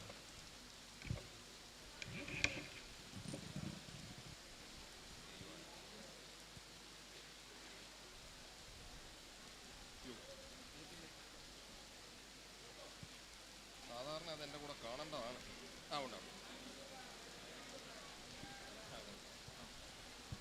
ഇതാണ് ആ ബുക്ക്. ഇത് കഴിഞ്ഞ ഷാർജ ബുക്ക് ഫെയറിൽ ഇനിയും ഷാർജയുടെ ഭരണാധികാരിയാകാൻ പോകുന്ന ആൾ, അദ്ദേഹമാണ് ഇത് റിലീസ് ചെയ്തത്. I was so lucky enough. നമ്മുടെ ഇന്ത്യൻ അംബാസഡർ, ഇപ്പോൾ ഖത്തറിലെ ഇന്ത്യൻ അംബാസഡർ വിപുലായിരുന്നു അത് സ്വീകരിച്ചത്. പിന്നെ റോയൽ പാലസിൽ നിന്നുള്ള ആൾക്കാരും ഒക്കെ ഉണ്ടായിരുന്നു. ഷാർജ ബുക്ക് ഫെയറിലെ ഏറ്റവും നല്ല ഇവൻറ്റുകളിലൊന്നായിരുന്നു ഇത്. ഞാൻ പറയും, എൻ്റെ ലൈഫിലെ വലിയ അച്ചീവ്മെൻ്റ് ഒന്നും ഞാൻ പറയുന്നില്ല, കിട്ടിയൊരു ഭാഗ്യങ്ങളിലൊന്നാണ് ഇത് ചെയ്യാൻ പറ്റി എന്നുള്ള. It was an opportunity given by God, അത്രേ ഉള്ളൂ. പിന്നെ ഇത് 2013 എനിക്ക് സ്റ്റേറ്റ്സ്മാൻ അവാർഡ് കിട്ടുന്നത്. അത് ഇന്ത്യയിലെ 990 എൻട്രികളിൽ നിന്നാണ് ആ അവാർഡ് കിട്ടുന്നത്. മനോരമയുടെ 1-ാം പേജിൽ അന്ന് അടിച്ചു വന്നു. അന്നൊക്കെ മനോരമയുടെ 1-ാം പേജിൽ വരിക എന്ന് പറഞ്ഞാൽ ഇന്നും അതെ, പക്ഷേ അന്ന് ഇച്ചിരൂടെ ഭയങ്കര സോഷ്യൽ മീഡിയ ഒന്നും ഇല്ലല്ലോ. ഇപ്പോൾ 2013 അത് ഞാൻ മത്സ്യ തൊഴിലാളികളുടെ കൂടെ അവരുടെ കപ്പലിലൊക്കെ യാത്ര ചെയ്ത സ്റ്റോറിയാണ്. അന്ന് ഷിപ്പ് ഫയറിങ് ഉണ്ടായ സമയമാണ്. ഇറ്റാലിയൻ ആൾക്കാർ വെടിവെച്ച ആ സമയത്ത് ഞാൻ അവരുടെ കൂടെ കടലിലൊക്കെ പോയി ചെയ്തെടുത്തൊരു സ്റ്റോറിയാണ്. 990 എൻട്രി ഉണ്ടായിരുന്നു. ഈ തുളു ഭാഷയിൽ നിന്ന് പോലും എൻട്രി ഉണ്ടായിരുന്നു. നമുക്കറിയത്തില്ല, നമ്മളെ സെലക്ട് ചെയ്യുമ്പോൾ മാത്രമേ നമുക്കറിയത്തുള്ളൂ. അത് രാഷ്ട്രപതിക്ക് പോലും മെമ്പർഷിപ്പ് ഇല്ലാത്ത ബംഗാൾ റോയൽ ക്ലബിലാണ് നമുക്കന്ന് ഡിന്നറൊക്കെ തരുന്നത്. 3000 പേര് അന്ന് ഈ സ്പീച്ച് കേൾക്കാനും ഈ അവാർഡ് സെറമണിയിൽ പങ്കെടുക്കാനും ഉണ്ടായിരുന്നു എന്നുള്ളതാണ്. ബംഗാളിൽ അവിടെ കൽക്കട്ടയിൽ വെച്ചാണ് റിസീവ് ചെയ്തത്. അത് കഴിഞ്ഞ് ദൈവം സഹായിച്ച് ഇപ്പം തിരുവല്ല ഇരുന്നപ്പോഴാണ് എനിക്ക് ആദ്യത്തെ അവാർഡ് കിട്ടുന്നത്. അത് തന്നെ കേരള ഗവൺമെൻറ് ഈ സ്കൂളിൻ്റെ പ്രമിസസിൽ നിന്ന് പാൻ മസാല നിരോധിച്ചത് എൻ്റെ സ്റ്റോറിയുടെ ബേസിലാണ്. 2005 എനിക്ക് അതിന് IMAയുടെ അവാർഡ് അതിന് കിട്ടിയിട്ടുണ്ട്. തിരുവഞ്ചൂർ രാധാകൃഷ്ണനായിരുന്നു അന്ന് ആരോഗ്യമന്ത്രി. അപ്പം അത് ഇവിടെ ഇരുന്നപ്പോഴാണ് ഒരാളിൻ്റെ വായിൽ നിന്ന് വീണ ഒരു വാചകത്തിൽ നിന്നാണ് എനിക്ക് ആ സ്റ്റോറി കിട്ടുന്നത്. അദ്ദേഹം ഒരു അധ്യാപകനായിരുന്നു. എൻ്റെ അടുക്ക വന്നിട്ട് പറഞ്ഞു, ഇപ്പോൾ സ്കൂൾ കോമ്പൗണ്ടിൽ കരിയിലകളേക്കാൾ കൂടുതൽ സാറേ പാൻ മസാലയുടെ കവറാണ് എന്ന് മാത്രം പറഞ്ഞു. എന്നിട്ട് അങ്ങ് പോയി. ഞാൻ അതിനെ പുറകിന് പോയി അന്വേഷിച്ചിട്ടാണ് ഇതെവിടെ നിന്ന് വരുന്നു, എങ്ങനെ വരുന്നു, ഇതിൻ്റെ ദോഷം എന്തൊക്കെയാണ്, ഇതുമൂലം മരിച്ച എത്ര പേരുണ്ട്. നമ്മുടെ ഈ ചെങ്ങന്നൂർ ഒരു പയ്യൻ വരെ മരിച്ചിട്ടുണ്ട് ഈ പാൻ മസാല യൂസ് ചെയ്ത്, ന്യൂറോ ഇഷ്യൂ വന്നിട്ട്. എത്ര പേർക്ക് അറിയാമെന്ന് എനിക്കറിയത്തില്ല. അങ്ങനെ പോയി ചെയ്ത ഒരു സ്റ്റോറിയാണ്. അപ്പം നമ്മൾ പറയുന്ന ഒരു വാക്കിന് പോലും ഭയങ്കര ഇമ്പോർട്ടൻസ് ഉണ്ട്. അപ്പോഴും നിങ്ങൾ ആലോചിക്കണം, വേറൊരാൾ പറയുന്ന ഒരു വാക്ക് നിങ്ങൾ ശ്രദ്ധയോടെ കേട്ടാൽ ഇറ്റ് ഈസ് എൻ ഓപ്പർച്യൂണിറ്റി. നമ്മൾ സാധാരണ പറയുന്നുണ്ട്, അക്ഷരരൂപത്തിൽ വരുന്നതിനെ എല്ലാം ആദരിക്കുക, ആൾ രൂപത്തിൽ വരുന്നതിനെ, അക്ഷരരൂപത്തിൽ വരുന്നതെല്ലാം വായിക്കുക, ആൾ രൂപത്തിൽ വരുന്നതെല്ലാം ആദരിക്കുക. കാരണം ആ നടന്നു വരുന്നത് ഒരു ഓപ്പർച്യൂണിറ്റിയാണ്. ഇപ്പോൾ ഒരാൾ നമുക്കെതിരെ നടന്നു വരുന്നു, അയാൾ എനിക്ക് 2 കോടി രൂപ കൊണ്ടുതരാനാണെന്ന് വരുന്നതെന്ന് വിചാരിച്ചാൽ നമ്മൾ അയാളെ എന്ത് ഭംഗിയായിട്ട് റിസീവ് ചെയ്യും. ഭയങ്കരമായിട്ട് നമ്മൾ അയാളെ രാജാവാക്കി കൊണ്ട് നടക്കല്ലേ. പക്ഷേ അതിനേക്കാളും വലിയ ഓപ്പർച്യൂണിറ്റി തരാനാണല്ലോ വരുന്നതെന്ന് നമ്മൾ വിചാരിച്ചാൽ അയാളെ അതിനേക്കാളും വലുതായിട്ട് നമ്മൾ ട്രീറ്റ് ചെയ്യും. അങ്ങനെ വരുന്ന മനുഷ്യരെ എല്ലാം കാണാൻ പഠിക്കുക. കാരണം ക്രിസ്ത്യാനി ആണെങ്കിൽ you have to do that. അതെൻ്റെ ബോധ്യമാണ്. മനുഷ്യരെ പിടിക്കുന്നവരാക്കാൻ വിളിക്കപ്പെട്ടവരാണ് നമ്മൾ. Follow me, I will make you men catchers. മനുഷ്യരെ പിടിക്കുന്നവരാണെങ്കിൽ മനുഷ്യരെ മനസ്സിലാക്കാനും അവൻ്റെ ഭാഷ മനസ്സിലാക്കാനും നമുക്ക് പറ്റണം. അത് ശരീരഭാഷയായിരിക്കാം, വാഗൊണ്ട് പറയുന്ന ഭാഷയായിരിക്കാം. ശരീരഭാഷയാണ് ഏറ്റവും നല്ലത്, അതിന് ഭാഷയുടെ ആവശ്യമില്ല. അവൻ്റെ വിഷമം എന്താണ്, അവൻ പറയാൻ ഉദ്ദേശിക്കുന്നത് എന്താണ്, അവൻ ചെയ്യാൻ പോകുന്ന കാര്യം എന്താണ്, പരചിത്തജ്ഞാനം എന്ന് പറയും അതിനെ. മറ്റൊരാളിനെ അറിയാൻ പറ്റുക. നിന്നെപ്പോലെ നിൻ്റെ അയൽക്കാരനെ സ്നേഹിക്കുക എന്ന് പറയുന്നതിൻ്റെ ബേസ് അതാണ്. അയൽക്കാരന് എന്താണ് ആവശ്യം എന്ന് അറിയുന്നിടത്താണ് ആ സ്നേഹം തുടങ്ങുന്നത്. ഇല്ലേ, ആ സ്നേഹം തുടങ്ങുമ്പോഴാണ് ആ തിരിച്ചറിവുണ്ടാകുന്നത്. അതിലപ്പുറത്തേക്ക് വലിയൊരു മതവും ഇല്ല, അതിനപ്പുറത്തേക്ക് വലിയൊരു മതവാക്യവുമില്ല. നിന്നെപ്പോലെ നിൻ്റെ അയൽക്കാരനെ സ്നേഹിക്കുക എന്ന് പറയുക. ഉപനിഷത്ത് എന്ന വാക്കിൻ്റെ അർത്ഥം അത് തന്നെയാണ്. നീ ചേർന്ന് നിൽക്കുക എന്നാണ്. നീ സത്, നീ ആരോടൊക്കെ ചേർന്ന് നിൽക്കണം എന്നുള്ളതാണ്. നിൻ്റെ അയൽക്കാരനോട്, നിൻ്റെ പ്രകൃതിയോട്, നിൻ്റെ മാതാപിതാക്കളോട്, നിന്നെ ജനിപ്പിച്ച ഈ മണ്ണിനോട് ഒക്കെ ചേർന്ന് നിൽക്കാൻ പഠിക്കുക എന്നുള്ളതാണ്. അവിടെ വെറുപ്പിന് പ്രസക്തിയില്ല എന്നുള്ളതാണ്. അത്രേ ഉള്ളൂ, വളരെ സിമ്പിളാണ്. നീ എന്തെങ്കിലും സംശയം? അപ്പോൾ നിങ്ങൾക്കെല്ലാം മനസ്സിലായി പോയി എന്ന് ഞാൻ വിചാരിക്കുന്നു. Thanks lot. ഇത്രയും നല്ല പേഷ്യൻ്റ് ലിസണേഴ്സായിട്ടിരുന്നവർക്കും അതുകൊണ്ട് കുറച്ച് പേര് ഉറങ്ങിയിട്ടുണ്ടെന്ന് തോന്നുന്നു. അവർക്ക് സുഖകരമായ നിദ്ര ഉണ്ടാകട്ടെ, ഇനി ഉണ്ടാകട്ടെ എന്ന് മാത്രം ആശംസിക്കാനേ എനിക്ക് പറ്റുള്ളൂ. Thank you. ഇനി ആർക്കെങ്കിലും ഒരു കമൻറ്റ് ഈ കേട്ടതിനെ പറ്റി, ദിസ് ആൻ ഓപ്പർച്യൂണിറ്റി. നിങ്ങൾക്ക് ഉള്ളു തുറന്ന്, വലിയ ആലങ്കാരിക ഭാഷയൊന്നും വേണ്ട. ഇപ്പം നമ്മൾ വീട്ടിലോട്ട് ചെല്ലുമ്പോൾ, അമ്മേ എനിക്ക് വല്ലാതെ ദാഹിക്കുന്നു, കുടിക്കാൻ ദ്രാവകം എടുക്കൂ എന്ന് നമ്മൾ പറയുമോ? പാമ്പ് കടിച്ചു, അയ്യോ പന്നക്കം ദംശിച്ചു നമ്മൾ പറയുമോ? പാമ്പ് കടിച്ചു എന്ന് തന്നെ പറയും. എന്ന് പറഞ്ഞാൽ ആലങ്കാരിക ഭാഷ പറയുന്നിടത്തല്ല, ഹൃദയത്തിൽ നിന്ന് കൃത്യമായ വാക്ക് പറയുന്നിടത്താണ് ഒരു പ്രസംഗം ഭംഗിയാകുന്നതും ശ്രോതാക്കൾക്കത് ഹൃദ്യമാകുന്നതും. ഹൃദയത്തിൽ നിന്ന് വരുന്നതിനെയാണ് ഹൃദ്യമായി നമുക്ക് റിസീവ് ചെയ്യാൻ പറ്റുക. ബോധ്യത്തിൽ നിന്ന് വരുന്നതിനെയാണ് ബോധപ്പെടുത്തുന്ന രീതിയിൽ, ബോധ്യമാക്കുന്ന രീതിയിൽ സംസാരിക്കാൻ പറ്റുക. അതാണ് നമ്മുടെ ബോധ്യത്തിൽ നിന്നാണ്, പൂർണ്ണ കോൺഷ്യസിൽ നിന്നാണ്. അത് നമ്മുടെ അനുഭവത്തിൽ നിന്നാണ് വരുന്നത്. അതുകൊണ്ടാണ് ചിലരുടെ വാക്കുകൾക്ക് ഭയങ്കര മൂർച്ചയുണ്ടാകുന്നത്, പെട്ടെന്ന് തുളഞ്ഞു കയറാൻ പറ്റുന്നത്. ക്രിസ്തുവിൻ്റെ ഭാഷ വളരെ സിമ്പിളായിരുന്നു. ഉപമകളിലൂടെ സംസാരിച്ചു എന്നാണ്. അത് മനുഷ്യൻ്റെ മസ്തിഷ്കം മാത്രമല്ല, ഹൃദയം മാത്രമല്ല, കാലങ്ങളെ തുളച്ച് മുന്നോട്ട് പോകാൻ പറ്റുന്ന വാക്കാകുന്നത് അതിൻ്റെ സിംപ്ലിസിറ്റി കൊണ്ടാണ്. ബൈബിളിലെ ഏറ്റവും ചെറിയ വാചകം നിങ്ങൾക്കറിയാം, ഏതാ? യേശു കണ്ണീർ വാർത്തു. അത് ഏറ്റവും പവർഫുള്ളാണ്. കാരണം അവന് മനുഷ്യനെ മനസ്സിലായി എന്നുള്ളതിൻ്റെ ഏറ്റവും വലിയ ചുരുക്കെഴുത്തും ഏറ്റവും വലിയ വലിയെഴുത്തുമാണ്. ആ മനുഷ്യനെ മനസ്സിലാക്കാൻ ഭൂമിയിൽ അവതരിച്ച ഒരു മനുഷ്യൻ്റെ പൂർണ്ണതയാണ് ക്രിസ്തുവിലെ കുരിശിലെ സഹനത്തിലും പീഡയിലും കാണുന്നത്. അങ്ങനെ പീഡിപ്പിക്കപ്പെടുന്ന, ക്രൂശിക്കപ്പെടുന്ന ഒരാളിനെ ദൈവം 3-ാം നാൾ ഉയർത്തെഴുന്നേറ്റും എന്ന് പറയുന്ന മെസ്സേജാണ് ക്രൈസ്തവരുടെ ഏറ്റവും വലിയ അടിസ്ഥാനം. ലാസ്റ്റ് മൊമെൻറ്റും കിട്ടുന്ന രക്ഷയാണ് ക്രിസ്തീയതയുടെ മൂല്യം. മരിക്കാൻ പോകുമ്പോഴും ആ കള്ളൻ ഒരു കാര്യമേ പറഞ്ഞുള്ളൂ, എന്നെ കൂടെ ഓർത്തോണേ. അത്രയേ ഉള്ളൂ, സോ സിമ്പിൾ. ഇന്ന് നീ മേളോട്ട് പോകുമ്പോൾ എന്നെ കൂടെ ഓർത്തോണേ. അവിടെ എന്തൊരു സിമ്പിളാണെന്ന് ആലോചിച്ച് നോക്കി. അതുവരെ ചെയ്തതെല്ലാം തീർക്കുകയാണ്. ബാക്കി എല്ലാ മതങ്ങളും പഠിപ്പിക്കുന്നത് വെട്ടിന് വെട്ട്, കൊല്ലിന് കൊന്ന്, അത് ചെയ്തില്ല ഇതാകും, ഇത് ചെയ്തില്ല അതാകും, മറ്റേതാകും, മറിച്ചാകും. ഒന്നുമില്ല. ലാസ്റ്റ് മൊമെൻറ്റേ നമുക്ക് രക്ഷയുണ്ട്. എത്ര പാപി ആയിക്കോട്ടെ, അത് ഹിമം പോലെ വെളുപ്പിക്കാൻ പവർഫുള്ളായ ഒരാളിൻ്റെ വശസ്സിനോട് ചേർന്ന് നിൽക്കാൻ പറ്റിയാൽ നിങ്ങൾക്ക് യോഹന്നാനെ പോലെ അവൻ്റെ പ്രിയ ശിഷ്യനാകാൻ പറ്റും. അവൻ്റെ വാക്കനുസരിച്ചാൽ ദൈവം നമ്മളെ ഏത് അവസ്ഥയിൽ നിന്നും മൂന്നാം നാൾ ഉയർത്തെഴുന്നേൽപ്പിക്കും എന്നുള്ള കാര്യത്തിൽ സംശയം വേണ്ട. It's my conviction. അതുകൊണ്ടാണ് എനിക്ക് കൺവിൻസിങ് ആയിട്ട് നിങ്ങളോട് പറയാൻ പറ്റുന്നത്. നിങ്ങൾ കൺവിൻസിങ് ആയോ എന്ന് എനിക്കറിയത്തില്ല. But it's not my cup of tea, it's your job. അത് തിരിച്ചറിയുക, അറിയാതിരിക്കുക എന്നുള്ളത്. എൻ്റെ ദൗത്യം പറയുക എന്നുള്ളതാണ്. Thank U.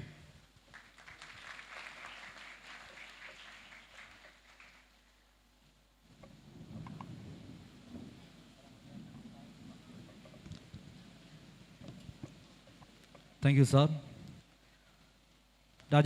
രാജു മാത്യു സാറിന് ഉപഹാരം സമർപ്പിക്കുകയാണ് ഇപ്പോൾ ചെയ്യുന്നത്. 105ാമത് യുവജന കോൺഫറൻസിന് ഉപഹാരം സമർപ്പിക്കുന്നതിനുമായി രാജു മാത്യു സാറിനെ വളരെ സ്നേഹത്തോടു കൂടി ക്ഷണിച്ചുകൊള്ളുന്നു. നൽകുന്നതിനായി നമ്മുടെ തിരുമേനി മുമ്പിലേക്ക് വളരെ സ്നേഹത്തോടു കൂടി ക്ഷണിക്കുന്നു.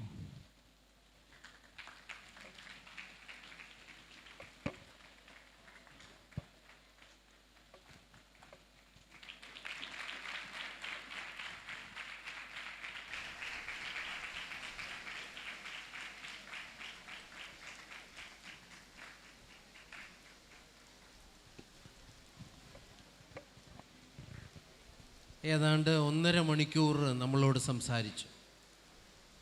എന്തേലും കയ്യിലുണ്ടായിരുന്നോ? ഇല്ല.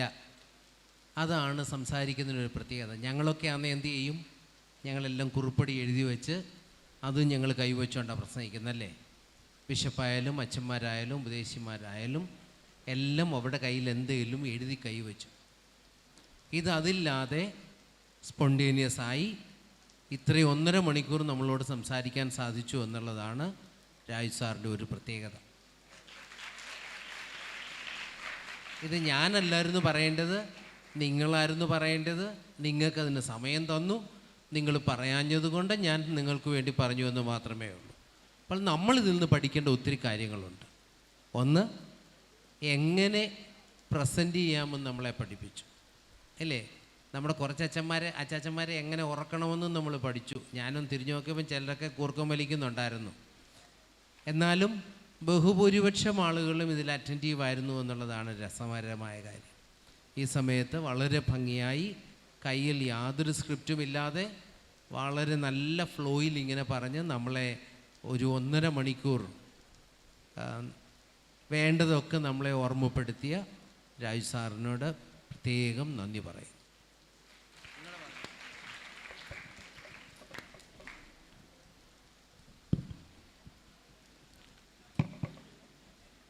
നിലനിൽപ്പ് ഒരു യാഥാർത്ഥ്യമാണ്, ജീവിതം ഒരു കലയാണ് എന്ന മനോഹരമായ ആശയത്തിൽ നിന്ന് ആരംഭിച്ച സാറിൻ്റെ ക്ലാസ് വളരെ പ്രയോജനകരമായിരുന്നു. സ്വന്തം അനുഭവത്തിലൂടെ വലിയൊരു ആശയമാണ് സാറ് പങ്കുവച്ചത്. 7 സ്കില്ലുകൾ വളരെ ലളിതമായി നമുക്ക് മനസ്സിലാകുന്ന വിധത്തിൽ പറഞ്ഞു നൽകി.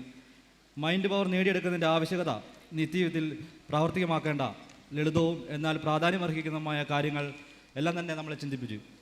സാറിൻ്റെ വാചകം തന്നെ എടുത്താൽ വലിയൊരു നടത്തത്തിൻ്റെ ചെറിയൊരു തുടക്കത്തിന് നമുക്ക് തയ്യാറാകാം. ഈ സെഷനിലെ അവസാന ഔദ്യോഗികമായി നന്ദി പറയുന്നതിന് വേണ്ടി ഇലന്തൂർ ജില്ലാ സെക്രട്ടറി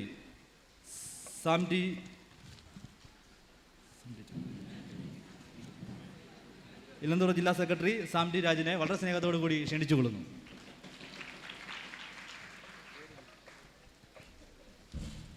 ദൈവനാമത്തിന് മഹത്വം ഉണ്ടാകട്ടെ.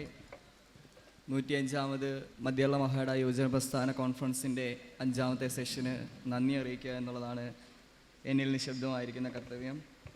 ആദ്യമായി ഈ സെഷന് നേതൃത്വം നൽകിയ മധ്യകേരള മഹാട ഓർഗനൈസിംഗ് സെക്രട്ടറിയായി പ്രവർത്തിക്കുന്ന ശ്രുതി ജോൺ എന്നുള്ള നന്ദിയും സ്നേഹവും അറിയിച്ചുകൊള്ളുന്നു.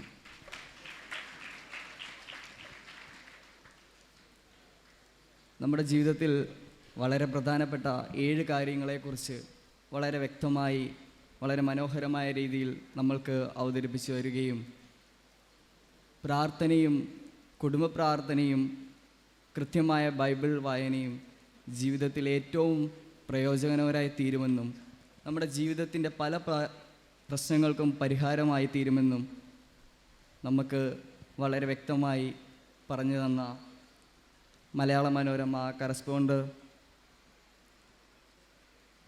സ്പെഷ്യൽ കറസ്പോണ്ടറായി പ്രവർത്തിക്കുന്ന രാജു മാത്യു സാറിൻ്റെ ഓരോ വാക്കുകളും ഏറ്റവും മനോഹരമാവുകയും നമ്മുടെ ജീവിതത്തിൽ നമുക്ക് ഏറ്റവും പ്രയോജനപരമായി തീരുകയും ചെയ്യുമെന്ന് ഞാൻ വിശ്വസിക്കുന്നു. സാറിന് 105ാമത് മധ്യകേരള മഹായുടെ യുവജന പ്രസ്ഥാന കോൺഫറൻസിൻ്റെ 5ാമത്തെ സെഷൻ്റെ പേരിലുള്ള നന്ദിയും സ്നേഹവും അറിയിച്ചുകൊള്ളുന്നു. അതേപോലെ ഈ യോഗത്തിന് സ്വാഗതം അറിയിച്ച മാവേലിക്കര ജില്ലാ സെക്രട്ടറിയായി പ്രവർത്തിക്കുന്ന ആതിര ചെറിയാനോടുള്ള നന്ദിയും സ്നേഹവും അറിയിച്ചുകൊള്ളുന്നു. മധ്യകേരള മഹായുടെ ബിഷപ്പും യുവജന പ്രസ്ഥാനത്തിൻ്റെ പ്രസിഡൻറ്റുമായ റൈറ്റ് റവറൻ മലയിൽ സാബു കോശി ചെറിയാൻ തിരുമേനി നമ്മളോടൊപ്പം ഈ സെഷനിൽ പങ്കെടുക്കുകയും നമ്മളിലൊരാളായി ചേരുകയും ചെയ്തു. ശേഷം നമുക്ക് വേണ്ട നിർദ്ദേശങ്ങൾ നൽകുകയും ചെയ്തു. തിരുമേനിയോടുള്ള നന്ദി സ്നേഹവും അറിയിച്ചുകൊള്ളുന്നു.